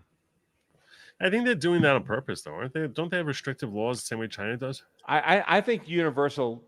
They had so many people. Work. They were sleeping in drawers. Japan. I mean, they couldn't even fit on the island. So I don't know. I think a pretty telling point when a society has functionally died, committed societal. I don't want to say that word because YouTube, but it is when they just stop making babies. I mean, that is, I think, the definition of societal not wanting to continue. The people just stop having babies. Yeah, but like I understand what you're saying. They literally are sleeping in drawers. Like they'll put like their housing units, but they're really not. That's Tokyo. That's okay. That's true. But they seem lost on our leadership class. Alone among candidates running for the Republican nomination for president, Vivek Ramaswamy dared to suggest that actually going to war with Iran might not be in America's national interest. And for saying that, Mike Pence immediately denounced him as gutless and unpatriotic or something. But we thought it might be worth hearing more. Vivek Ramaswamy joins us now. Vivek, thanks so much for coming on. So if I'm reading this correctly, you suggested while offering what seemed like... Do you know much about Vivek? I'm sorry? Do you know much about Vivek? I don't know. I don't know much. So I haven't looked closely. I hear what's said about him in social media. Mm-hmm. I don't know if that's a fair representation or not. He seems to me a very smart guy. Yeah. But I also, of course, once you're smart and you're in politics, people come out to attack you and say bad things about you too. So I've heard those things. I don't know what's true or what's not true. Yeah, I think I a lot of what he says, I say, hell yeah, I agree with it. I just don't, like a lot of people, I just don't know if I trust him that he's just telling. He's like too good to be true, practically, some of the stuff that he says. Yeah, so he sounds like the kind of guy who would like show up at my house, say he wants to date my daughter, and then no one would ever see him again. Right. But while he's there in your house, he would tell you how important it is to be respectful. And I would be polite while he's there. And while he's there, he would say all these things that would tell you, like, basically, wow, your daughter is a remarkable woman. And unfortunately, today men don't understand. All the right things. Yeah, all men don't understand today how to treat a woman properly. And he would say but all I these do. things. Yeah, exactly. But he wouldn't say I do because he's clever enough to not. He's clever enough to put himself in your shoes as to how to sell it. And I think he's a remarkable salesman. So that his ability to sell doesn't mean that he's full of garbage, but it just makes it hard for me to trust him, even if he's telling the truth. And some of those guys are never seen again. Yeah, that's why people have a fear of him. Real sympathy to the Israeli people, to the many murdered there 2 days ago. You noted that maybe it's not in America's best long-term interest to declare war on Iran. Is that what you said? I actually said this long before this crisis when people were thinking clear-headedly. And I just want to say a couple of things that are obvious but important, Tucker. I mean, what happened against Israel? You said it. I believe it. It is barbaric. It is. So what do you do about it? Wrong. And Israel as a nation absolutely has the right to self-defense, to its own national existence. And I think how about retribution and diplomatic support as an ally? But there's one element of this that nobody's talking about. What the hell went wrong with U.S. and Israeli intelligence and the Israeli defense that allowed... This is like a very female argument. Everybody seems to be punting that as a question for later. I think it's a question for now, if you're Israel. I mean, look, I think that Nikki Haley, I disagree with you a little bit there. I don't think she's a child. I think that she is somebody who is, like many politicians, in a position to get wealthier from war. Look at the military contracting business and otherwise. But put that to one side. The message that I would send would be very different. Get to the bottom of what allowed this gaping hole of intelligence and defense to even happen. Can you pause it, Joe? Yeah. So are we supposed to believe that the real reason that these men, women, and children were murdered, raped, and kidnapped is because Israeli intelligence did it? Or did Hamas do it? Because it sounds like what he's saying is, oh, this would never have happened but for the failure of Israeli intelligence. So it's really Israeli intelligence that murdered and raped and kidnapped these people. It's not Hamas. Hamas is just like, a leaf blowing through the wind, blowing through the open window, the window left open by Israeli intelligence. There was nothing else that they could possibly have done. It was Israeli intelligence that's at fault for this. Well, so let me phrase it this way. Hamas is a terrorist organization. Okay, so now if you know that you have a rabid pit bull, and you put up fence to keep that rabid pit bull at bay, and then the fence fails, it does make sense to say, like, okay, why the hell did this fence, which has always been so effective, completely fall apart here? I mean, that's right, but the fence did not eat your child. Right. No, I don't think he's saying that. I think he's saying that you sort of want to figure out, look, if you get rid of Hamas and if you don't level Gaza, which I don't know, they may, but if you don't level Gaza, whoever's there is likely not going to be very different from Hamas. So they're going to need to have that defense capacity. And here's the other thing, it's not like Israel's surrounded by a lot of allies. So to the extent that Hamas was able to do this, you ask yourself, well, why couldn't Syria or Lebanon or any of these Sure. other nations on their borders? So you sort of want to know, like, what the heck is wrong with your defense system. Right, but I think it's a tiered argument. I think you have the primary people responsible, and then you have higher, more distant levels of maybe accountability. But Israeli intelligence didn't shoot anybody or rape anybody or kidnap anybody. that was other people. Yeah.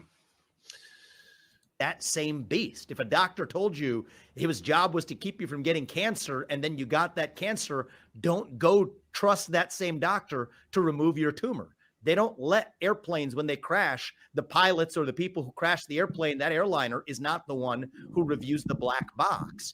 And so I think those answers have to come now. That's not a question for later. And I think one of the learnings for the U.S., I think there's a lot of learnings for the U.S., Tucker, but one of the learnings is if that establishment can get it wrong in Israel from a U.S. perspective, that could. Like, what do you think of this? He's saying, I think he's comparing to NORAD's failure in 9/11.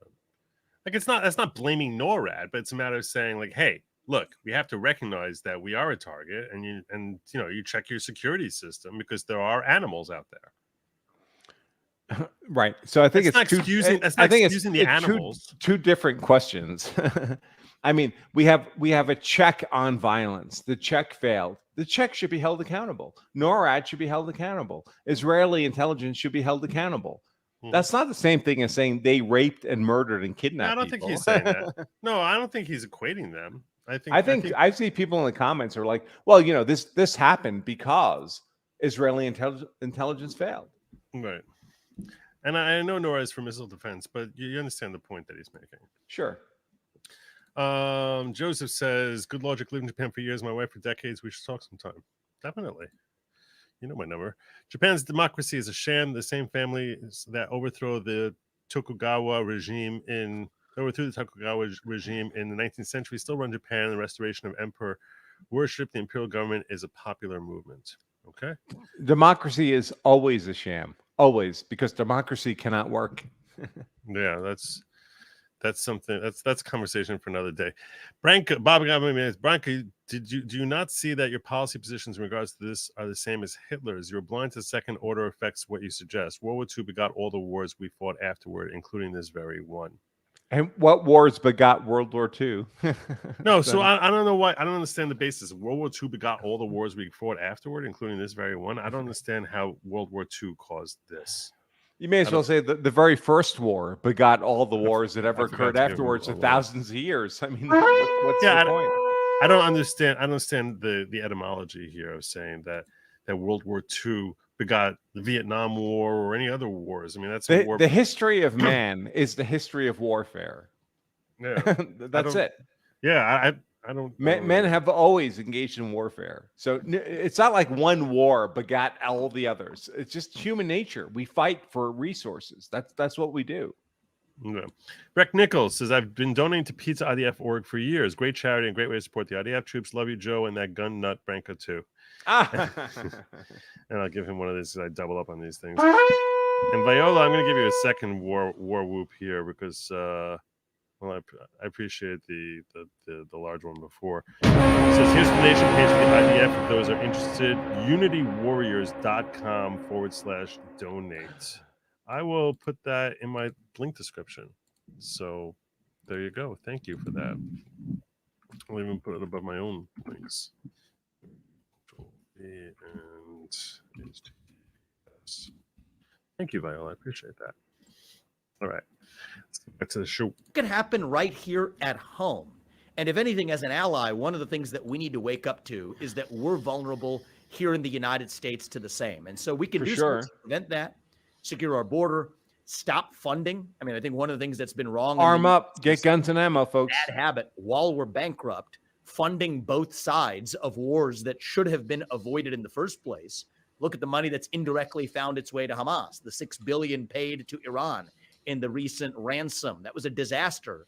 Yet we're effectively now funding both sides of a war that we shouldn't have been in the first place in places like Russia and Ukraine even. Think about how we hampered oil production in the United States and then now has funding, U.S. funding going to Ukraine in fighting back against Russia. It's a bad habit in the United States, and we need leaders here who will look after what advances American interests. I'll say this: did they blame Trump yet? Yes, they have blamed Trump. They say that he gave ally information to Russians, which somehow translated into Hamas. He did that in 2017, and somehow that helped Hamas breach IDF in 2023, which to me sounds cuckoo, but yeah. That wasn't what I was looking for. Jackal says, disagree with Bob's super chat. Surrendering national sovereignty to the bureaucratic intel state during Cold War is what caused this modern hell we live in. It's closer to, for sure. Definitely, I think, than World War II. And I find what Dan Crenshaw said to be cringeworthy. It is shameful. World War I was supposed to be the war that ended all wars, that got us to World War II. That can't be the way that we run foreign policy. The job of American leaders is to advance American interests. And I think we support Israeli leaders asking what advances and defends Israel as we should, morally and diplomatically. But leaders here need to look after American interests first. The conversation can't be limited to right and wrong. I mean, I don't think there's anyone defending the murder of concert goers in the Negev 2 days ago is, disqualified from, being taken seriously. Yeah, of course, that's wrong. But it doesn't seem like any American policy depends on the music, actually, is even willing to enter.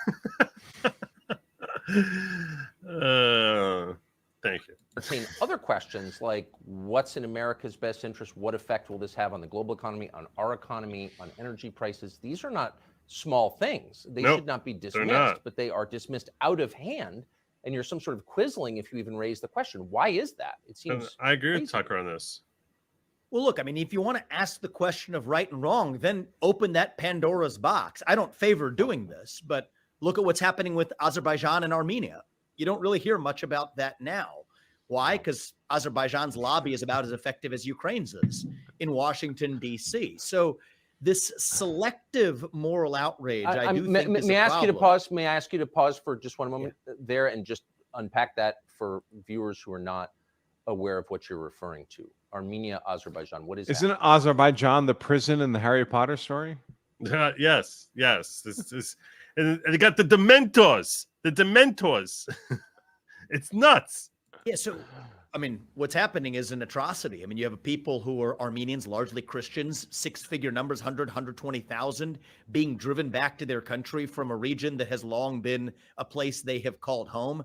A lot of atrocities that aren't even yet coming to light in Western media. But Azerbaijan has a lobby, a powerful lobby in Washington, D.C.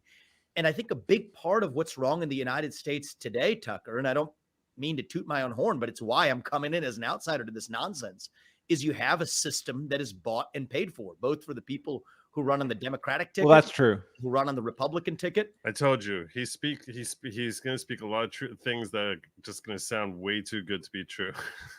And people who make those decisions in Washington, D.C. that are effectively managed by, in this case, the Azerbaijan lobby that has a lid on discussing this conflict, which, as you pointed out, most Americans haven't heard of. but you'll hear endlessly about Russia's incursion on Ukraine and having to stand on the right side. That's a separate point where I reject that Ukraine is inherently good anyway. But even if it were, a selective moral outrage in that case, but not another one in just a neighboring area that interfaces with Russia as well. So open that Pandora's box around the world. I mean, look at much of Africa, look elsewhere. You're going to find ability to have selective moral outrage, but you only hear about it in certain selective cases that the media and the existing establishment in both parties deem fit for the American public. And what we need is leaders in this country who are honest in calling out atrocities where they occur. What happened in Israel was wrong. I think we require leaders, some on the far left are too afraid to say it. It was wrong. But at the same time, we need leaders on the right who are willing to say it in other places too, like what's happening in Azerbaijan and Armenia. But at the same time, to have the clarity and American-centric forethought to say what policy decisions we make are separate from the moral judgments that we will pass. So to say we will be with you diplomatically, absolutely. To say you have our moral support, absolutely. That we're not going to get in the way of you defending your national boundaries, absolutely. Even further, to say that in limited circumstances that advance U.S. interests, we will provide munitions. We can't do it across the board. It's a zero-sum game when it comes to munitions between Israel, Ukraine, Taiwan. Not really. But why not? No, it's not a zero-sum game. We can buy as many munitions as we want. We're a Well, wealthy at a certain country. point, we run out of money, though. That's the point. When are we going to run out of money, Joe? Look at our national debt. We just spend money however we want. But that's a massive part of the problem. That's a massive part of what I think is part of. I'm not saying it's a good idea. I'm just saying we do it. Yeah. Shaul, my friend, is this guy I know personally. I saw him just on Friday. He's a good friend of mine. Just saw a report that Abbas will be visiting Russia, unverified, but also a source that is usually solid. Well, yeah, I'm not surprised. Russia has long supported, has been pretty strongly anti-Israel for a while. Bought and paid for, so we should want Vivek to decide the next set of buyers. Is that it? Vivek needs to do better. Yeah, I'm not really loving this appearance that he has here, but I don't know. I wanted to see what Tucker has here. He has a path forward, supposedly, so I'm hearing out his thoughts on it. In a limited way that advances U.S. interests, that has to be the sole prism. And that doesn't exist right now, Tucker, in the establishment of either political party. And I think that the things that we're saying now, to some may sound uncouth. I don't think they should. This is what the job of a national leader actually ought to be. And that's how I'm planning to lead this country if I'm elected. I got to say, you mentioned moral outrage, and I thought the videos from southern Israel were morally outrageous, and I was offended by them and saddened by them. Anyone who saw them, I think, was. But you don't have to look far in the United States for moral outrages also on video. How about January 6th? Big cities, but cities of 10,000 people. I was in one yesterday. That doesn't have some constellation of drug-addicted young people living outside. We call them the homeless. They're drug addicts. See, and here's my take on all of this. And that is, I'm not looking for America to come out, and I definitely don't want American troops being involved in any conflict related to this at all. 100% not. I really Even if Israel was going to be wiped out? I don't think that's... No, I know you don't think that, but I'm hypothesizing that. Even if things got bad enough. That Israel was going to be wiped out. Yeah.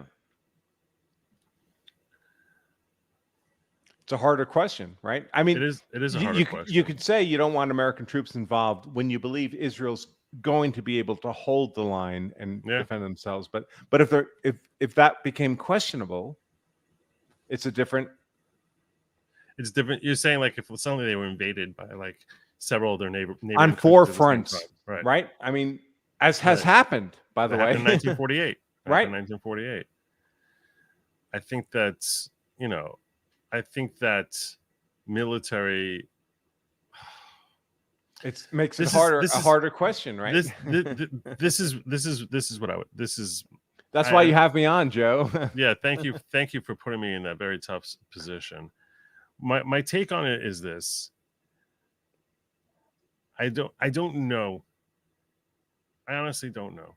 I have family there, which it changes my ability to see it clearly, and I can recognize that affects my judgment on this. Where I'm looking out for American interests, and then I have family there, and I try and I don't want to see American troops there. I can't foresee a circumstance where I want to see American troops there. I've been very vocal about my anti-Ukrainian war support. And one of the things I've been struggling with all day is the distinction between that and Israeli war support, and trying to draw that distinction. And one of the areas that I felt like, because of my emotional investment in Israel, I don't think it's necessarily appropriate for me to weigh in on financial support, because I don't know that I can do that from a purely intellectual place. So, like, in that sense, I'm saying I don't feel I'm So equipped to don't answer the limit question. yourself to the intellectual place. I mean, emotionally. From an emotional place, I want them to survive, and I want them to base. Yeah, and right. Of course. That's what I want. I can't sit here in good conscience advocating America should prop up Israel financially or whatever, or send them billions of dollars worth of military like we did aid. for Ukraine. Because exactly. I mean, I feel like that would be hypocritical. Yeah, and I need to. Right. Even if I could, here's the thing. Even if I could find intellectually, let's say I did divorce this is what I started with. Even if I divorced myself from the emotion, really succeeded in that, and was purely arguing intellectually, I feel as if my audience would look at me as like, yeah, you didn't really divorce yourself from the emotional side, and you're talking out of emotion when you're presenting this this argument that's framed as being intellectual. So that's why I'm like, I can't. What's the point to me even like weighing in on this? I'm just like, no, I think you're being very honest, Joe. I think I certainly take you that way. I don't think you're being in kind of this fake intellectual nonsense that the university people do. Yeah.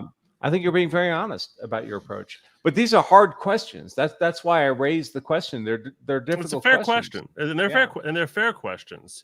So that's why, like, as far as what I hope happens, yeah, I mean, my heart tells me, I want Israel to survive, and I want them, and I don't want to see dead Israel, and I do not want to see any dead Israelis, and I don't want to see dead Arabs either. But I'm saying, right. But Israel's not going out and starting wars of aggression, and they're simply trying to figure out how to like survive. Right. So okay. So when I hear this whole like wars of aggression stuff, I hear people saying, you started it, you started it, you started it, you started it. And maybe there's some historical merit to all that. I got to be honest, I don't give a shit who started it. I think there are people who live where they are right now, and other people come in and try to machine gun their wives and children. They get to kill you back. You don't just get to do that. You don't just get to kill their wives and children. And I don't give a fuck what the historical basis is of where they are or why they're there. You just don't get to do that. And I think that's where Israel is at right now. I don't actually care. I know nothing about the history of Israel. Well, I know the biblical history, but right. the political history, I don't know for who the last has century. Property claims to what, and who's supposed to have lived in what kibbutz. And I just don't, I literally don't give a fuck. I don't care.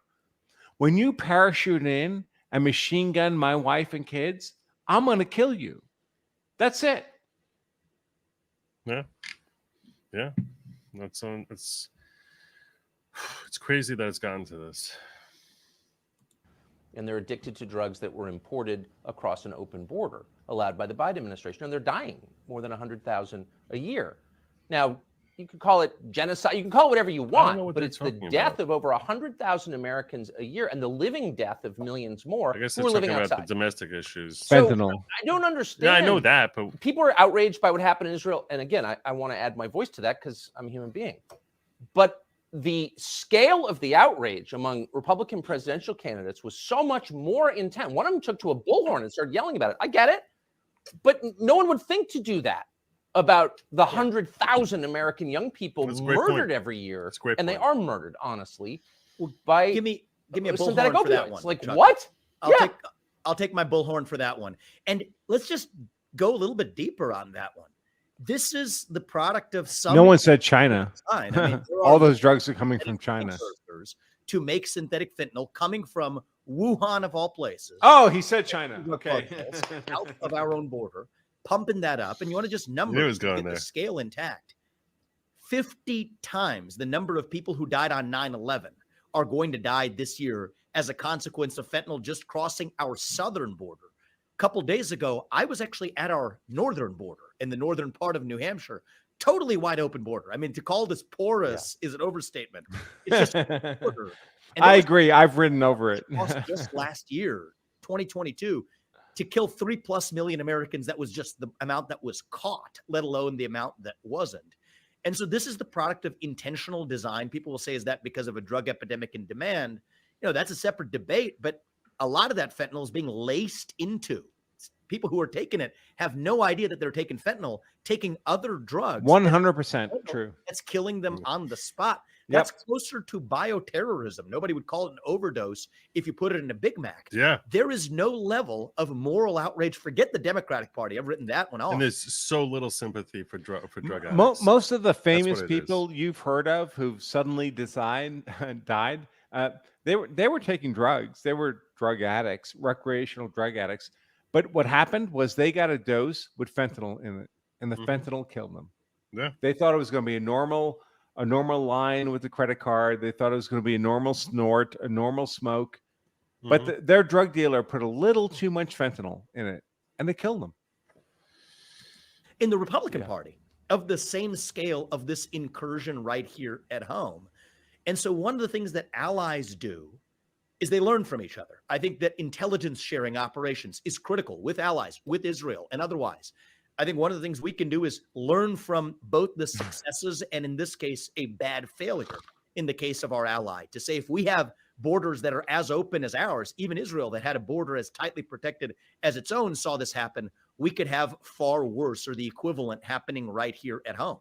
I mean, other things that nobody's talking about, Tucker, is not just border defenses. We don't have an Iron Dome in this country, yet we're vulnerable to nuclear missile attacks any given day, and we're marching closer into nuclear conflict in multiple parts of the world. See, I don't know if an Iron Dome would be effective against nuclear weapons. No, see, that's no, the thing it would not. I've heard him say this before. The Iron Dome, in case you're unfamiliar with what he's referencing, is Israel has what's called an Iron Dome, which is this defense capacity, which is supposed to be in effect and apparently failed, which is supposed to shoot down missiles while the missiles are in the air. Now, that works when you're talking about a missile which is just supposed to explode and blow something up, that if it blows up in the air, there's much less... Short range, low altitude missiles that can be tracked on radar. Right. That's not ICBMs. Different. ICBMs are a completely different animal. ICBMs literally go into space and then fall down again. Right. So you're not blowing tracking it up them on radar. Blowing it up over Nevada is not going to necessarily even stop the nuclear fallout or any other damage that's coming. They're moving too fast. They're falling from space. They're like a meteor. They're not moving at 600 miles an hour. They're moving at thousands of miles an hour. There is no defense system. Once they're coming down, you're effed. Yeah.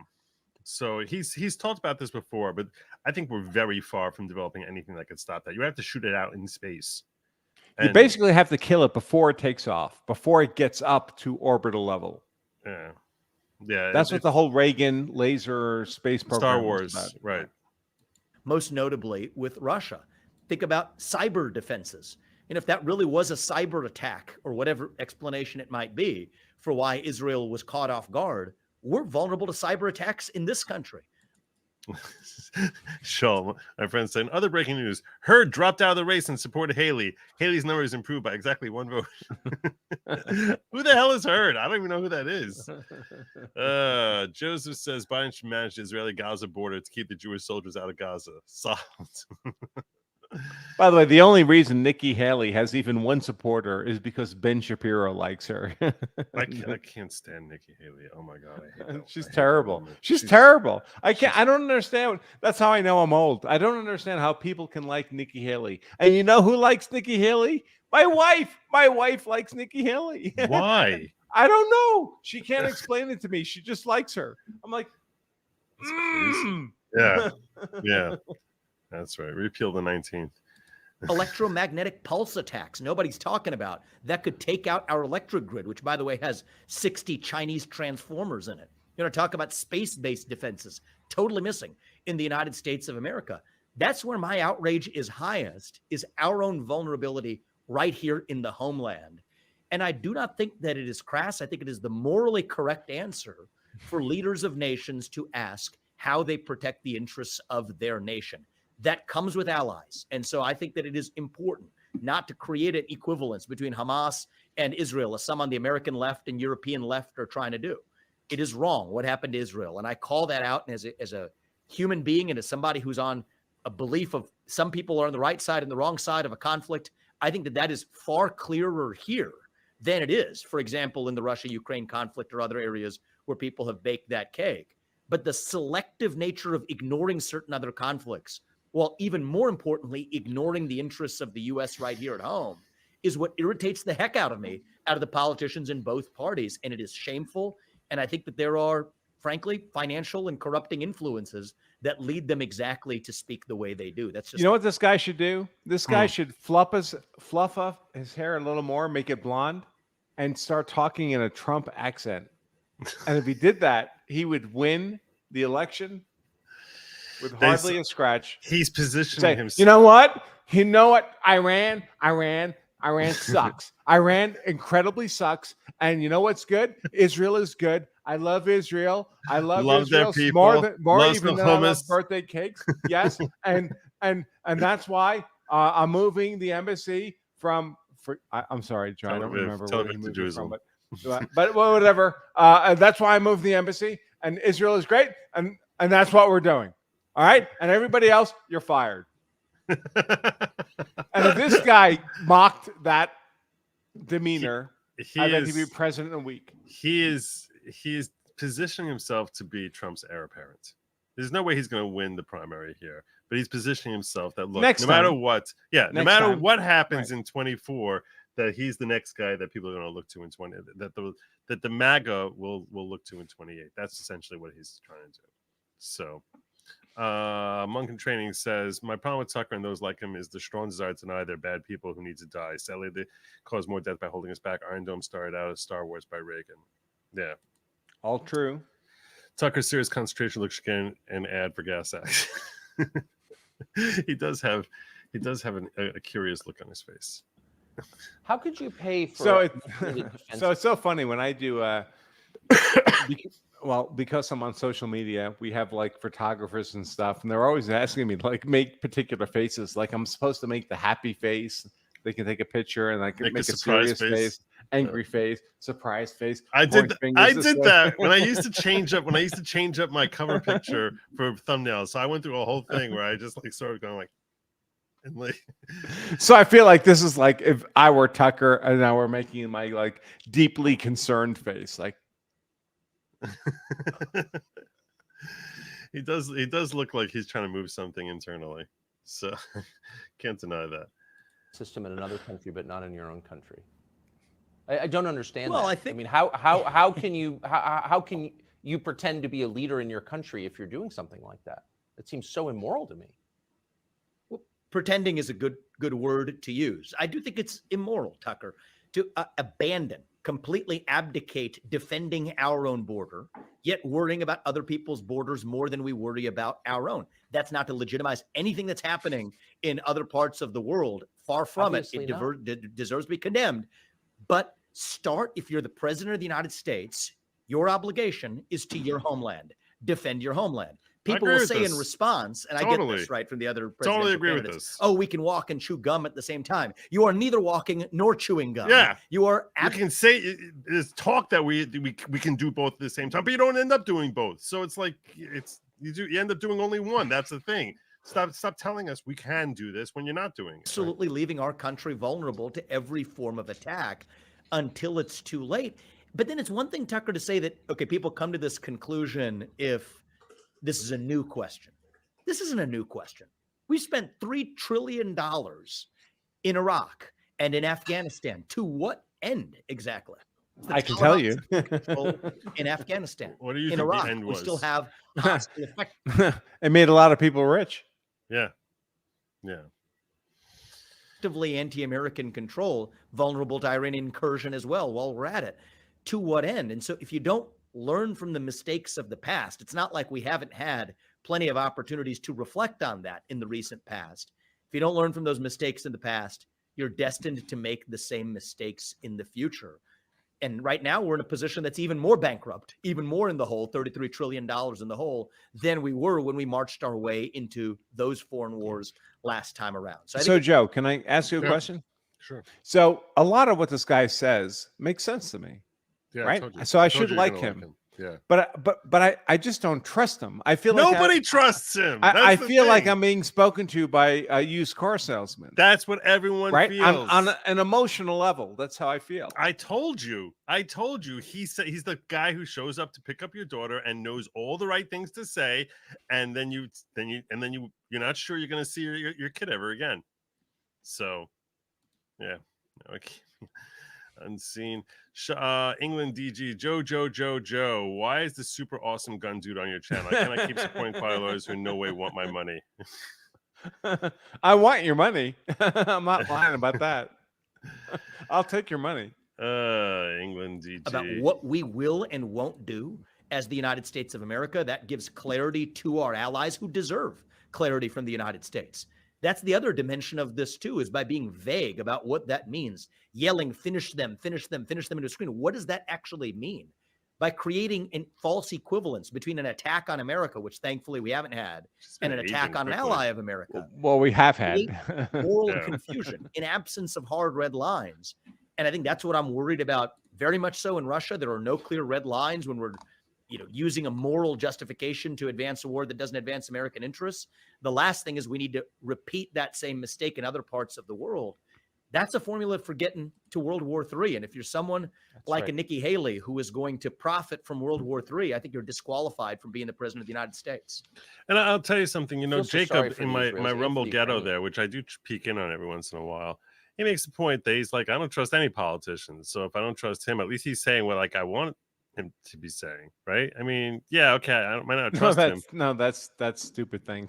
Well, that's that's how he girls didn't get phrase pregnant. it exactly like that. But the point being, if I don't trust him, at least if I have to choose between politicians I don't trust, I might as well pick someone who's saying what I want to hear. You can't trust anybody, right? But there are people who are saying things that you like, and they're okay. So, what's the general rule for how you decide if a person is trustworthy? It's not their words, it's their actions, right?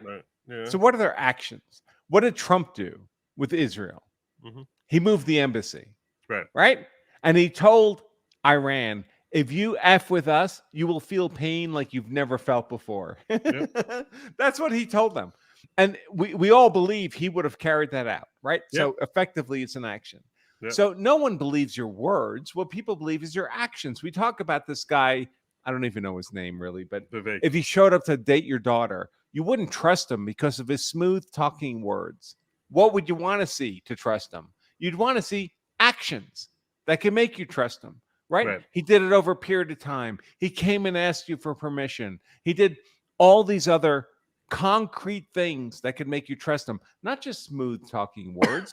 That's how responsible human beings evaluate other human beings. And I don't give a shit what you say. I'm going to tell you, I kind of like him. I'm like, you know what? The guy, he's right, because you're the girl who ends up pregnant, Joe. No, I'm not. No, okay. First of all, I denounce that. I've never been pregnant in my life. That's just not true at all. I'm simply saying, I'm not saying that I trust him. I'm simply saying he sounds more capable of getting things done than virtually anyone. Right now, I'm leaning Has he towards done it? Trump. Has he What? done it though? Yeah, but Has they he needed done to it? Trump in 2016. I mean, Trump hadn't done it either. No, Trump had run billion-dollar businesses for years. So is he. He started a pharma company. That One. He also has another company. He has 2 companies. So Okay, 2. yeah. Sorry. He hasn't done it for decades. He's too young for that. Okay.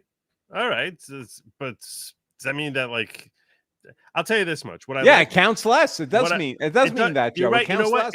It does count less. But what I'll tell you is this: he actually offers step-by-step guidance as to this. But has he done it? He talks about it, but has he done it? How could he have done it? He's not. He could have been a governor of a state, Joe. Okay, He could have been a governor of a state. By your logic, you should never vote for anyone who hasn't been running in governance. I think there's a solid argument to be made that you shouldn't vote for an executive of the entire nation who's never been an executive of even a state. Yes. But that's an argument against Trump in 2016. Right. But Trump's an exceptional character. Yeah. Okay. And now, of course, Trump has been an executive of a nation. That's true. That's definitely true. And he was phenomenal at the job. He was phenomenal. And I'm trusting. Remember what gas cost when Trump was president? He was phenomenal. Remember what unemployment was when Trump was president? Remember how many wars we were in? Whatever you know about his domestic work, I'll tell you right now, his foreign policy work was even far superior. I think you will struggle to come up with 3 presidents in history who collectively did as strong work foreign policy wise as he did. When you consider that that's a primary role of the president as laid out in the Constitution, that's quite a compliment to his work as president. So yes, and a lot of it was saying things to Iran. If you do this, I will F you up in ways that your grandchildren will remember. And I will also suggest, Joe, that when Trump was running for president, the alternative was Hillary Clinton.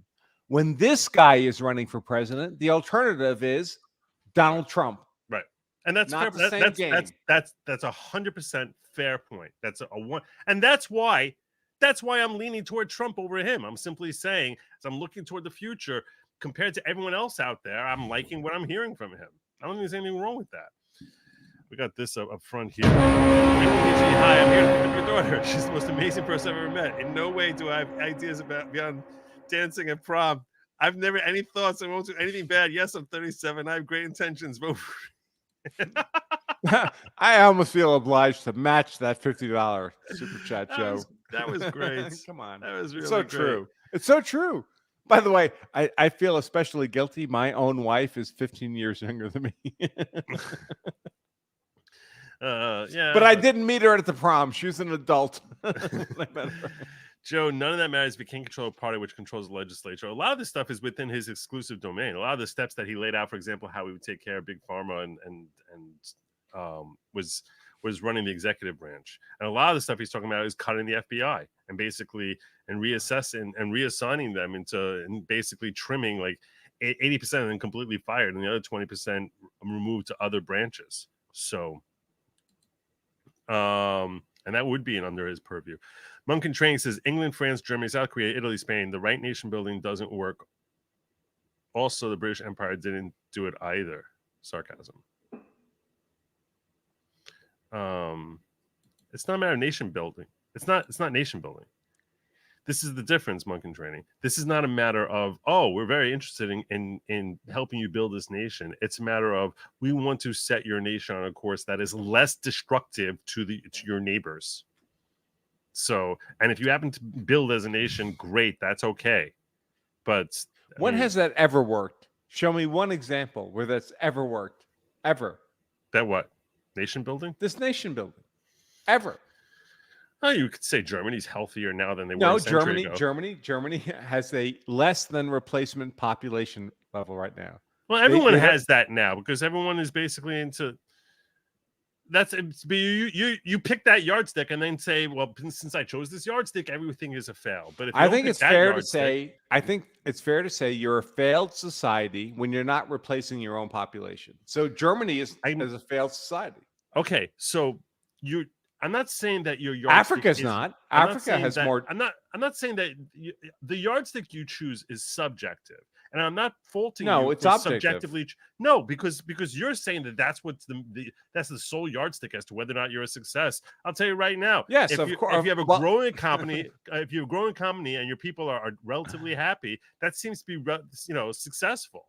No, if you're not above replacement level, your culture will disappear within 2 generations. So you have to have more babies than people who are dying, or I mean, I don't know what we're talking about. Am I misunderstanding you? No, well, first of all, I don't know that you need to have that in every generation. That you have to have more than what are dying. Yes, Like, you I don't do, know if because that's- I don't know if otherwise that's necessarily true. your population diminishes No, I understand mathematically. I understand the math. I get the math, bro. I mean, I'm simply saying that, like, I don't think, for example, right now there's 332 million Americans, right? I don't think if 10 years from now there's 330 million Americans, and then 20 years from now there's 340 million Americans, that during that 10-year period we were dying as a nation. No, if the population is declining, no, it's not how it works. It collapses, actually. So if it's a geometrical collapse. So if you have 10% fewer people having children, the first generation is 10%, and the second generation it's 20%, and the next generation is 30%. It's a geometrical. It's actually 19, but if you think about it, and then Okay, can we use general numbers? Is that okay? No, It's my not point an is SAT I exam. understand what you're saying. I'm simply saying then they resurrect and the population boom. But they don't. We know they don't, because we don't see it in Japan. We don't see it in Korea. We see when population collapse happens, it just continues to happen. They don't recover. Why would that be? Why? Because people give up in the faith of investment in children. They become more narcissistic. Why should I invest in children? Why should I make? And Joe, you have children. I have children. It's a major investment in children, right? It's a sacrifice of resources, time, life, energy, other options. We do those things because we're old school. But if you were not our age, but if you were 20 today, and you had to say, I'm going to invest the next 30 years of my life in other human beings, that I don't have to do that, why the fuck would I do that? And that's what Japan does. And that's what Korea does. And that's what increasingly America does and Europe does. Okay, so 2 years ago, when I was first streaming, I got into a whole big fight with my chat when I said that, to me, a healthy society is a society that is evolving, and that if they're staying the same and stagnant, that they are not. That's not growth. That's just living. That's existing. That's not living. And existence is not what humans are meant for. We're meant here to live. And I basically said that, to me, Native Americans living in North America were not healthy societies, because they did that for 20,000 years, and they never invented the wheel. They never invented metallurgy. They never built serious structures. But they never died out.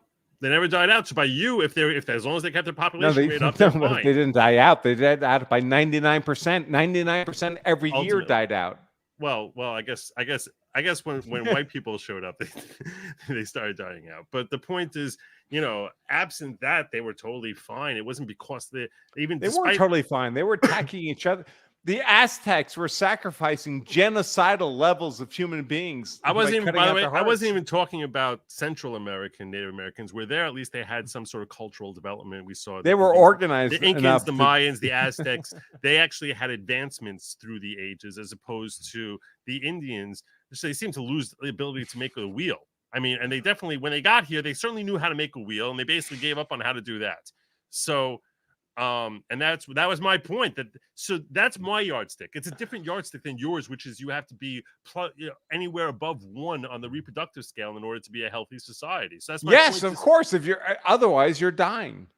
So and my point is, I think that in limited, I don't know that once a population starts going down, that-that's it from then forward. They never bounce back, and whatever it is. I just disagree with that assessment. You could philosophically, why would that be? Philosophically, why would that? Because the culture gives up on children, and they never come back.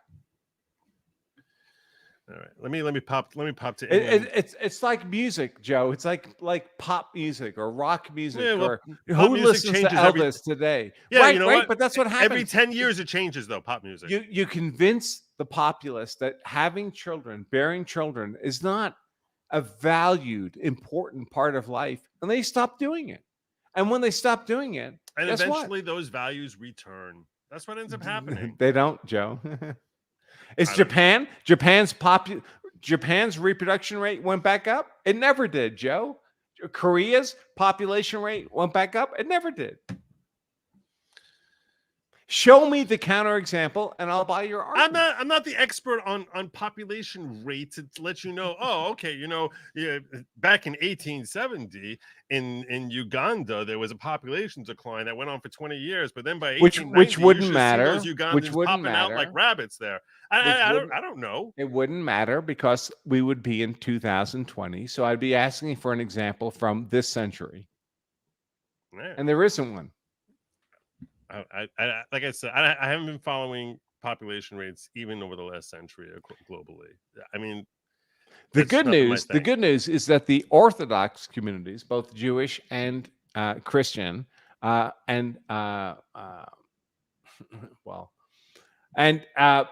the best at maintaining the reproduction rate. So Well, the here, people you know what he with makes religious, England DG makes this point. If the productivity increases, you don't need replacement levels. Frankly, you're wrong. Unless you're running a pyramid scheme where you rely upon it. No population isn't it. I mean, want to get meta here? Look at the Jews. yeah. So that's a completely idiotic take, and I can explain why. No, okay. No one who sends me $50 super chats ever has had an idiotic take. No, ever. I apologize. That's the not rule. That's I the rule. misspoke. I misspoke. my Or God. perhaps poorly Right. understood take. Right. That's what No. what I should have said. But here's anyway, the problem. so We there all go. imagine that all of us who are in the top 80, 90% of humanity, we all imagine that all the other people are like us. They're not, folks. Guess what? The adult people, the 30-year-old people working at Whataburger, serving you a hamburger, they're not you. All right? They're not you. They don't have your capability. You're not doing that job for a reason, right? Because you found a better job. So the notion that everything's just increasing and everyone's getting more powerful and more wealth and all blah blah blah blah blah blah, it's nonsense. We have McDonald's in my county here in Colorado where you walk in and there's not a goddamn human being that you see. There's nobody at the register anymore. You do the little kiosk thing. There's two people in the back room who make your burger and they shove it up to the window. So all those entry-level jobs that your kids used to get, they're gone. They're wiped out. They don't exist anymore. So what are your kids going to get for an entry-level job?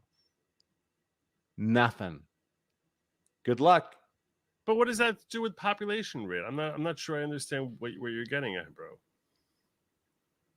What does it have to do with the population rate decline that we were just like? I mean, the fact that there's I'm still fixated on your claim that a declining population invariably spells disaster for the culture.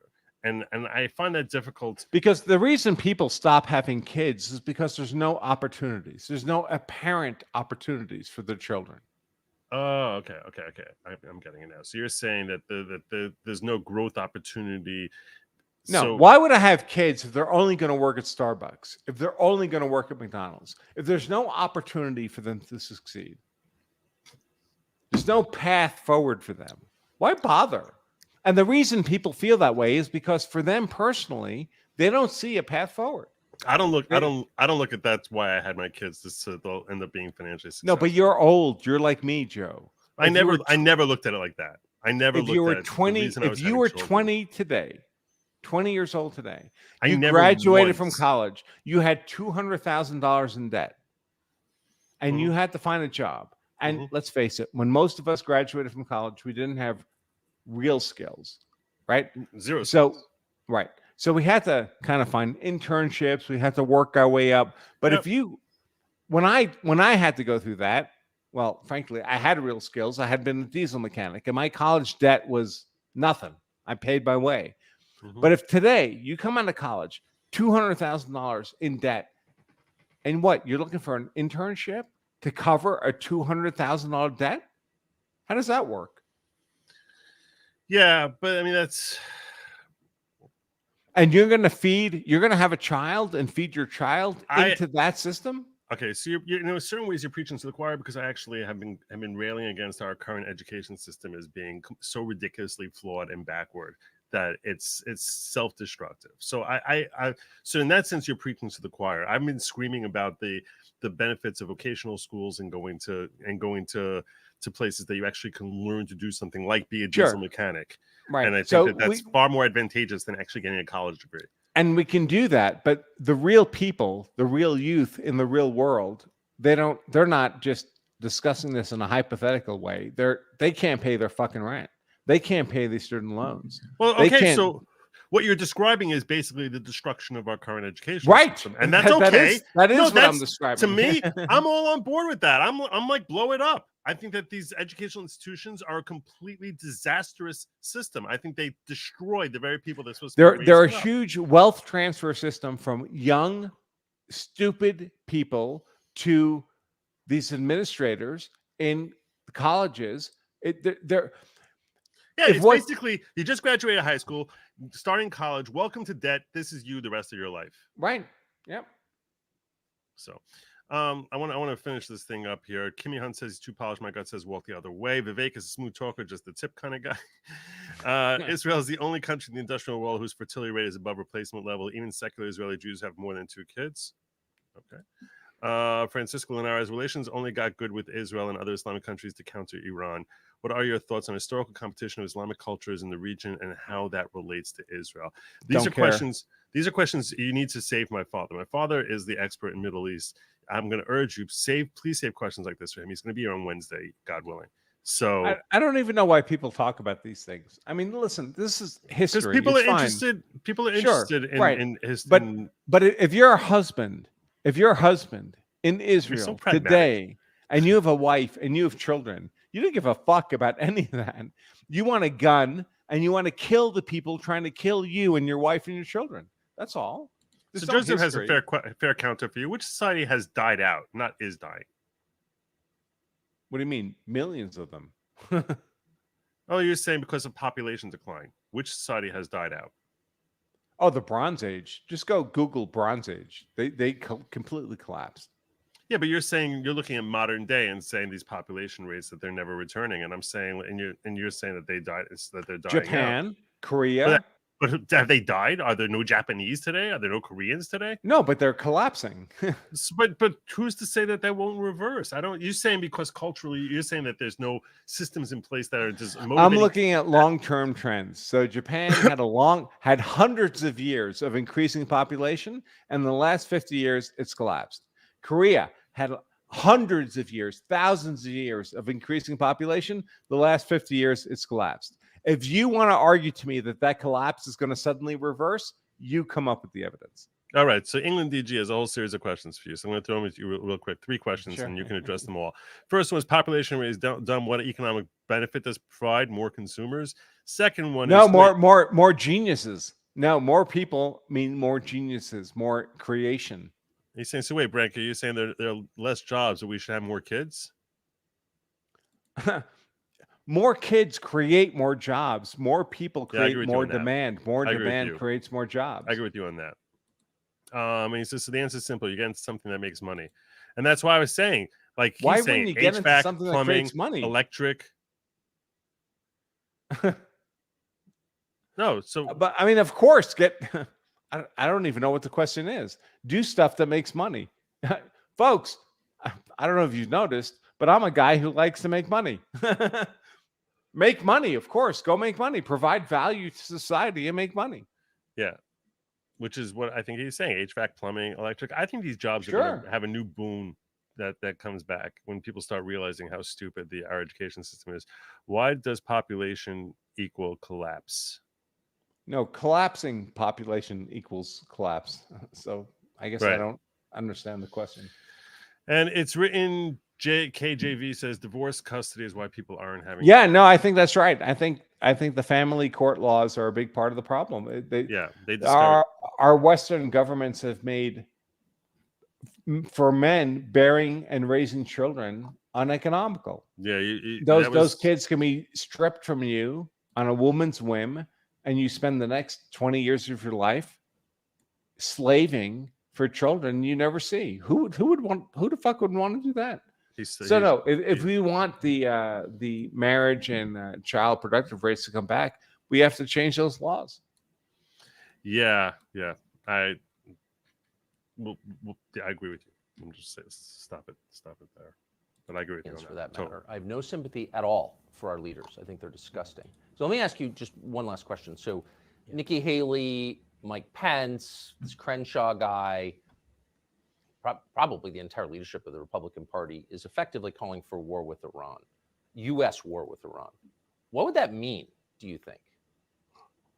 So I do not think that it is a good idea for us to enter war with Iran.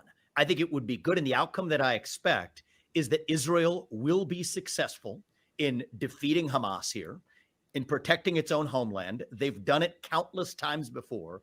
I think they're going to do it again. I think it is appropriate for the U.S. to support Israel diplomatically at the UN when they're going to come after Israel or otherwise, for the U.S. to take a strong stand in favor of an ally that has been good and can continue to be good to the U.S. And I think that limited military support as well, without using ground troops on the ground, military support without ground troops, that makes sense. But I think for others who have refused to take the option of ground troops off the table or whatever, I think we're doing a disservice to everybody, especially here in the. I think we should take ground troops off the table. I don't think we should even be talking. Talking should not be. I don't want to see any Americans going to Israel, United States. And look, you probably can figure where I'm sitting on this, and I don't want to see American troops there. So, Joe, yeah, can I explain to you how this works? So, what I also agree. I agree with you 100%. We should not have military U.S. ground troops on the ground. But there are many branches of the U.S. military that are always desperate to get their troops combat experience. Mm-hmm. The troops themselves are desperate to get combat experience. They want to be fed into combat. They don't actually care about the merits of the combat. They want to fire shots. They want to have shots fired back at them. They want to be able to have that experience and tell their peers they've had that experience. They're actually the most boring soldiers you'll ever meet are the rare ones in the 10-year periods who were enlisted and never actually got to fight. So American soldiers themselves will demand they want to be fed into the fight for personal reasons and professional reasons, not national reasons. But you know what we do as a nation? We actually feed them into the fight. And what happens then? Then some of them get killed in the fight. Mm-hmm. And then we say, American soldiers got killed in the fight. And we escalate everything up to another level. Mm-hmm. Not for national purposes, but for these normal human dynamics. Yeah. No, I'll tell you, there's another reason I don't want to see. I don't want to see Americans in this fight, and it's along the lines of exactly what you just said. It's along the lines of exactly what you just said. Sorry, I just saw a comment that said I'm retarded. And maybe I am. I'm gonna tell you one major reason I do not want to see American troops in this fight is I don't either, by the way. I think it'll lead to anti-Semitism. I think that people will start screaming that Christian kids are dying to save Jews. I can look 2 steps ahead and see that's definitely what's going to happen. And it's like I don't want it. It's like, you know what? I don't want. As an American, I don't want to see American troops there, and as a Jew, I don't want to see American troops there. I think that for both sides, I think it's long term. It's a bad move. It's just a bad move. Let the Israelis fight for themselves. They're very capable.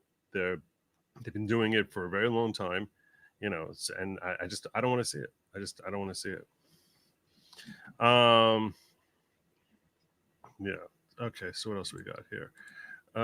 Is there a 14th, 15th, 16th, or 17th, or 18th century that has died out from under replenishment? Easter Island, maybe. I think he's mocking you. I think Joseph is mocking you. Well, they died all the time. They killed each other all the time. So, yeah, but has there any that has been like, oh, they stopped having kids, so now they're gone?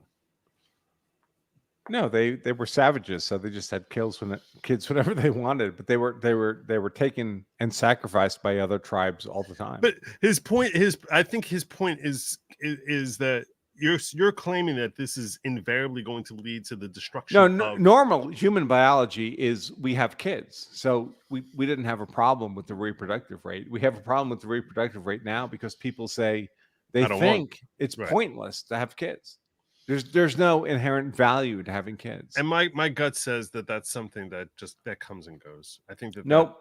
All right. Well, nope. I think social media has changed all of that. I think you're biased, Joe, by your position in a relatively conservative. Yeah, right. That could be. But in actual social media circles, I think if you talk to young kids who are not in your community, they would tell you they don't even want girlfriends, much less babies. Well, they haven't been trained how to have girlfriends. So, rest of town says, populate. Am I wrong?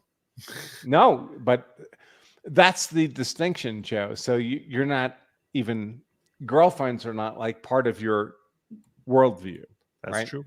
That's true. Right. But for the rest of us, no, of course it is. Right. Rest of town says population collapse happens because most outpopulate competitors. For that, you have to build a society for new kids. Miss one payment, a station goes unfilled, and everyone is paying a higher CAM fee. CAM? I don't know what he means in this context. I don't know. But that's an interesting thought. You have to outpopulate your competitors. I don't know. New member of the following. Not new member. New 15-month member of the following. Israel has strict control for its citizens. I should have recognized the face there. Sorry, Nathan. Israel has strict gun control for its citizens. Colin Noir just posted a good video that they're now moving to reverse this. You should watch it here. Everyone's giving me good recommendations. I'll try and check out Coley and Noir. Thank you. I appreciate you sharing that, brother. And DG. Joe, most American Christians are evangelicals and they want Jews to control the Holy Land and make a war, and they see that as bringing about the rapture. Your concern is silly because you need to look at how Christians think. That's a fair point. No, it's not. So most Americans are not. Most American Christians are not evangelicals. No, but I'm saying not. It's a fair point in the sense that it's important for me to look at things from how the other side, from outside my own perspective as to how Christians think about it. I'm telling you, I've seen the excuses that people come up with for anti-Semitism. So you're right that I'm sure many people. You're saying that not most people are not evangelicals. Yeah. So you will find, if you care to look, unfortunately, many American Christian churches fully supporting the Palestinians in this attack. For liberation, they will say, of course. So there are many Christian churches in America that are entirely corrupt. They are, well, I don't know what else to say, except they're entirely corrupt. And I say that because I'm a person who actually goes to church. And I live in one of the most conservative counties in one of the most conservative states in America. And it took me 3 years to find a church I was comfortable with, because most of them were too liberal for me. So just because somebody says they're a Christian church, it doesn't actually mean anything. And if they decide to take a political position on a war like this, it shouldn't mean anything about their faith. Well, I agree with you, but he's saying that that's what's guiding them. I just simply think that the amount of religious people in America is lower. The percentage of Americans that are religious today is probably lower than it's ever been in its history. Oh, I would say it's worse than what he imagines. I think he's imagining people who used to go to church and who goes to church now. And maybe that's a 90% reduction. As far as I'm concerned, it's a 99.9% reduction, because so many of the churches today are garbage. Yeah. There's a lot of people today who go to Christian churches who they think they're being religious, but they're not. These are just feel-good clubs. These are like, oh, whatever you're doing, just love yourself. Everything's fine. There's no rules. There's no boundaries. There's nothing you could do that would be wrongful. Okay, to me, that's not religious faith. No, okay. And I agree with you that just because someone is going to some house of worship, that doesn't mean that they're religious. It certainly doesn't mean that their mindset is going to be affected by religious perspective as to, like, what the position of Jews in the Holy Land. So even if they're just just because they're attending church, that they accept that as well. Andrew AH, this is a novel social issue. Fair argument. Not sure it's right or non-reversible since it's not happened before. Yes, there is a concern. So he's basically he's ceding a little ground to you, but just pointing out that we've never actually seen a society collapse the way you're describing. Could it happen? Yeah, I guess, but it should be a concern. But you're saying the Bronze Age. The Bronze Age is a long time ago. That's a really, really, really, really long time ago. What is that? 3,000 years ago? So America has been dropping billions in Israel 50 to 60 years. The last one during the Obama era, 30 billion over 10 years. The U.S. doesn't have to go in. I'm totally on board with you. I don't want to see any American troops go. I don't care if the generals and the military themselves are chomping at the bit to go in. I don't want to see them there. I think America should just make a call. Do they want Israel to survive, and are they willing to make that investment? In which case they should. Or are they just going to say, we don't give a shit and just let it go? But I think you ought to make an adult call one way or the other. I don't think American troops are needed there for them to survive. So senior Americans would start arrange marrying their adult kids if the social security checks were tied to the withholdings collected. Yeah. No joke. That's Riverton how weird says, it's going to get. Andrew, on this very channel, I've seen you say, if you had your way, you'd be childless on a boat somewhere. Now you're saying that's wrong. Which is it? Did I say that? I don't remember you saying that. I mean, it's hard for me to imagine saying that, but I mean, hypothetically, I mean, I have 4 kids, so am I supposed to hypothesize away 4 kids? I have a pretty big burden. It could have been that said I need in every day jest. for my kids. I don't remember you saying that. It's possible you said it in jest. But if I didn't have kids, no, I don't think I would say that. I think if I didn't have the kids, I would just make kids. I love having children. There you go. England says, if it was such a crazy thing, as Brankin suggested, why did Goldwater warn about it? And why does the GOP keep kissing Israel's ass? I don't even know what that's about. Sorry. I don't know what he's about. What did he say was a crazy... It must have been... Look, he sent... Goldwater was even before my time. And I'm kind of old. Oh, he's the one who sent this in early. He's the one who sent in earlier the Christian evangelical thing. So, and by the way, I recognize the account. This is a nice guy, but he has some odd views. No, so what I'm saying is he's saying it's not a crazy thing because Goldwater warned that the Christians are going to, that he used that. But I agree with you. Goldwater's a really long time ago. That's a really long time ago. I think that over the last 50 years or so, there's been dramatic shift as far as the percentage of people who constitute the religious right. I will say that the factors that drive human beings are eternal. They've been eternal for thousands of years. The same mechanisms, the same levers. Was Goldwater pulling the same levers? I guess so. I don't know. I mean, it's always the same levers, so why not? Do not think that right now. I mean, one of the things to remember, Tucker, is people in domestic policy will say it's the economy stupid. Foreign policy, it's China stupid. That's really what we need to remember. Russia is being driven further into China's hands. Iran is backed by China economically as well. Sanctions and everything else, part of the reason why they haven't had the effect is that China's still got their back.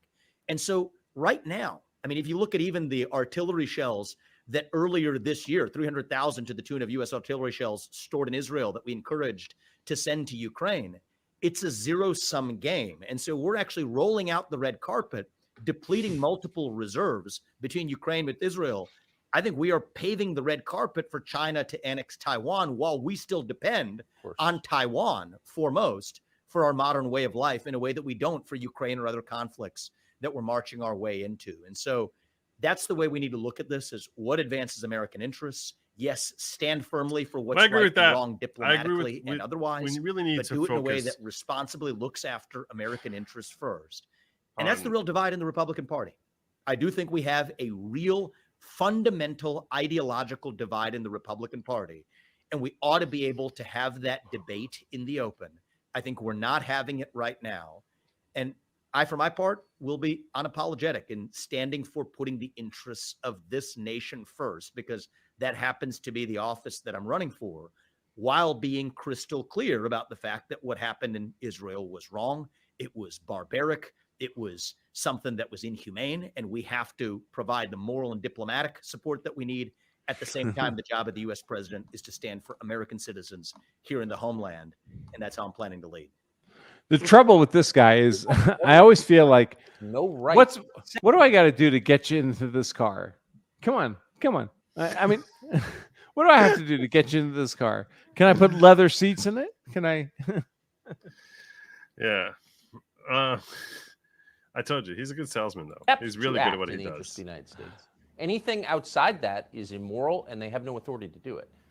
So anyway, I appreciate your willing to explain your views on this and to say something that was unpopular with the reckless morons running our country. If I want to just say one thing, Tucker, please go ahead. I was just thinking about the why on this, right? Because I think that for me, for a long time, looking at this from the outside, I'm not in the world of politics, or I'm in the world of politics now, but for like all of 7 months. Before that, I'm looking at it from the outside, and you wonder why, right? It's a bit of a mystery when you see the Lindsey Grahams or the Nikki Haley's or the John Boltons or the, other people of this persuasion, the Mike Pence's, the Chris Christie wing of this party. Being now in the sport, I think I do have a much better understanding for why it's played the way that it is. It comes down, in most cases, some people do have ideological commitments that are outdated, that are earnest, but a lot of it comes down to money, the corrupting influence of super PACs on the process. And I think that in the same frame of putting American interests first in our foreign policy, even when you think about a left-wing idea from 15, 20 years ago, heck, I'd embrace it now to say, get the influence of super PACs and mega money out of politics. I would be happy to tell any super PAC backing me to give money back to those mega donors and that I want to show up at your events or whatever, as long as Nikki Haley, Did I tell you and he Ron knows how to DeSantis sell? and Tim Scott and everybody else parading in a political race as standing for their own views does the same thing. All right, That's can you pause, It's Joe? not fix all. Yeah. So I have nothing personally against this guy. I have no reason to hate him. I have no personal animus. I'm only responding to how he presents in the moment. And he presents very smooth. Mhm. When I hear what he says, I like it. Right? It triggers my positive flags. But he's also taken a lot of money from the government. That's how he made his millions. He was a biotech company who got millions or billions in subsidies from the government. So for him to suggest that he just showed up here as like a brand new minted Harvard Law School graduate or whatever, who's cleansed of any government money, that's not true. Well, so I on Twitter the other day, I got into a discussion with someone about this who was like basically chastising Elon that, he got government funding for his EVs, and how's that Also true. How's that different from giving money to Ukraine and Zelensky coming for money? And it's all bad. It's all bad. I think there's a very obvious disparity, though, because there's a disparity between Elon seeing that the government is offering money to someone willing to do this and jumping in there and saying, "I'll be your Huckleberry," versus Zelensky saying, "Hey, I'm coming along here. I'm having problems. You need to create this new fund specifically for me because I'm uniquely special and trying to preserve democracy from evil Putin." To me, that's a whole different thing, because if Elon did not exist, someone else would have jumped in and grabbed that money. No, those programs were there. No. Okay, so why do you think I'm mistaken? I think that there are a lot of people smart enough to know that if you offer politicians a program that they can vote for, where they make a lot of money too, they'll vote for it. Okay. Elon did it. Ukraine did it. Joe Biden has built his whole family empire over it. Listen, give me something I can vote for that will make me a lot of money. Who wouldn't vote for that? And that's what Elon did. And that's what Ukraine did. That's what Biden did. I need That's to what look- government corruption fundamentally I is. need to look Now, at for it. Elon, I would agree. Listen, we've got a lot of positive externalities from Elon. You think if Elon didn't create Tesla, that there would have been some other Tesla that would have been formed by someone else? Of And it course would there have been. failed. It would have course failed. it- It would Why- have failed quickly. No, it would have been like Rivian. Rivian is a completely failed electric car company. Elon, what happened with Elon was Elon said, let me take advantage of the corrupt nature of government. They'll give me subsidies and I'll make it work. And he did. He made it work. He didn't just steal the money. He actually made it work. But the other companies that did the same things, the solar companies, the Cylindras, all of them, the Rivians, they just took the money. They stole taxpayer money and they went broke. Only Elon made it work. Nobody else but Tesla has an actual functional. But the point is there were Cylindras though. So he made it work. Okay, great. You're Cylinder saying didn't work. I'm not saying Cylinder. I know Cylinder failed. My point is this: if we didn't spend the money on Tesla, we would have spent it. We would have spent it just as we spent on Cylindra. We would have spent it on someone else who would have failed. So that money. My point is that money was being apportioned out anyway, as opposed to a brand new thing that Zelensky is coming along now and saying, "Hey, I'm fighting Russia. You need to support me." Which all of a sudden this becomes a new cause célèbre. You know, a la climate change. We have to save the world from the existential threats of climate and Putin. Do you see what I'm saying? Like he's creating a new need as opposed to Elon jumping into a fray that several other people jumped in on. And someone else, if they didn't give it to Elon, would have jumped in on. So that's why I don't think that Elon taking that money is something wrong. And similarly, I don't think Vivek here taking money from the farmers. I don't think this is hypocritical for him to take money for starting a pharmaceutical company if they were giving that money to pharmaceutical companies anyway. You see what I'm saying? Okay. That's what I'm saying. I think it's an important distinction. That's really the key point that I was getting at here. I think what happens is we look at lottery winners and we say, oh, look, that guy won the lottery. He must have been a genius. But a lot of times the lottery winner was just lucky. No, I'm not saying Elon wasn't lucky. I'm saying he's not hypocritical. I'm not talking about Elon. Okay. I'm talking about this guy. I don't think this guy's hypocritical. I don't think he's hypocritical for taking the money and then saying, well, once you take the money, now you can't criticize. If I were him, I would have taken the money too. But 100,000 people took the same money he took, and 99.9% of them lost. He won. Does that mean he's brilliant, or does that mean he won the lottery? Well, I'll tell you this much. I don't know. But the fact of the matter is this. You see what he's saying. He has skills that are rare. Yeah, sure. Right, for sure. So the fact that he had that success, and I see skills in him that are rare. Right. The guy dating your daughter has those skills too. Okay, Joe. you know what? Yeah, that's right? that's true. But what I'm saying is that doesn't mean that the guy dating my daughter necessarily is this nefarious character. What you're saying is we don't know anything about him. Right. What you're saying is we don't know anything about him. That's essentially but the knock sounds on bad. Him. No, I that's the knock on him, and that's a knock that he's got to basically convince people to trust him, and I can understand.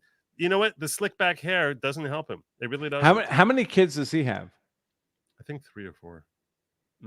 Does he? I don't know. You can look that up. Printer God says population collapse is a very real modern society. Doesn't know how to pull out of the spiral. Aging population plus low birth rate equals an unsustainable inverted pyramid. See China, Japan, Germany, Korea. Especially since we promised our earlier generations money that would be paid by a larger population, right? So in America, it's Social Security. We promised all these people we would pay them money later in their life by a larger population than existed at the time they were alive. So it would be fractions of a penny for every dollar they were being paid. But when the underlying population collapses, who's paying for Social Security? Yeah. I don't know who's going to be paying for Social Security. I think Social Security is doomed to collapse. What politician is going to take that hit? No one. No one. Take that hit. Right. Alien DG, omnigamy is not an excuse to discuss history, and the result of history is law. Well, that's largely true. Sounds like the driver of history is war. Right. But his point is that I mean, okay, but history ends up translating into laws that societies end up following in order to By the winner. Yeah. Sounds like Vivek's trying to saying don't give a weapon or money to Ukraine or Israel and save it for where it's important, like Taiwan. It does sound like that. Branko's right. I wasn't for him, but he's so right. Used car salesman. So there you go. See, I always win them over for me on the show. and they always think you're beautiful. Vivek already said that Trump was the best president of the century. So what's he actually running for? Why are we listening to him? Yeah, I like I said, I think he's positioning himself as the heir apparent. That's what this is ultimately about. He presumes it wasn't the splatter crap. It was. I think he's talking about Tesla. Andrew, build a car company that works, build a rocket company that works, then put your car on the rocket and put it in space. Does that count? Why would I want to do that? I make enough money. A pyramid scheme, do tell. I think he's talking about we were just mentioning the Social Security. So, yeah. I don't have an answer for that. If you want to weigh in, if not, I want to finish up this last minute here. No, I'll say goodnight, Joe. Thanks for having me on. Good night, my friend. Thank you so much for a riveting conversation. All my sympathies for the terrible things that are happening. It's not for me. It's not for me, but it is. I appreciate the warm thoughts. And again, if you came here late and missed the beginning, I'm very appreciative. When I came back out of my holiday, I had countless people who were just wishing were sending out their thoughts and prayers to me and my family, and I cannot express the level of gratitude that I felt for all those warm thoughts. Even though personally, fortunately I didn't really need them, other than the feeling of sorrow I have for my, for the suffering that relatives of friends and things like that they're dealing with. It's tough. Thank you, my friend. Thank you so much for joining me. All right, folks, take care. Have a good what is it, Monday? Have a good week. And Tuesday, I work 7 days a week, so there you go, my brother. Yeah. Have a good night. Take Joe, care. Have a good night. Thank you for joining me, my friend. Of course. Thank you both for letting me troll you both with super chats. Oh, you're very welcome. You're very welcome. It was a struggle there for a while, but let me just wrap up the last minute here with them. But when you understand that there are interests at work that go beyond just the earnest debate of differing views, that's really, I think, how we're going to get back to honest discourse in the Republican Party and in American politics, is get the influence of mega money out of politics. The super PACs are a cancer. I'm happy to lead the way, but without that, I think we're going to probably just be destined to expect more of the same. That's just the hard fact. Right. How soulless would you have to be to take cash in exchange for wrecking your own country? And by the way, the ones who are emotionally committed to it, the true warmongers, I know all of them. And I can say this about them: not one of them has a normal sex life. I'm just saying that. What? That's true. What? What a I'll random... leave that to you, Dr. Freud. What? Anyway, Vivek, thank you so much for coming on. What? Appreciate it. What was that? Good seeing you. What was that, Tucker? That is such a weird note to end on. That is such a weird note. My God, I don't even know what the heck is happening. All right. Well, anyway. Okay.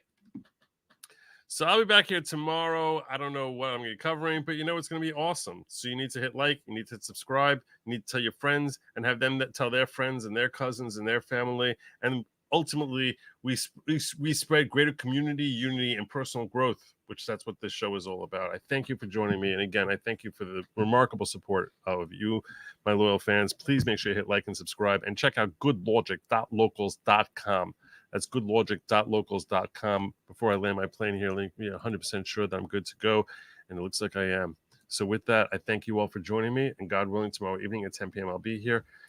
Probably doing a local stream tomorrow if I grab a chance, which is probably a good chance on. So till then, take care of yourselves. Good night and Godspeed.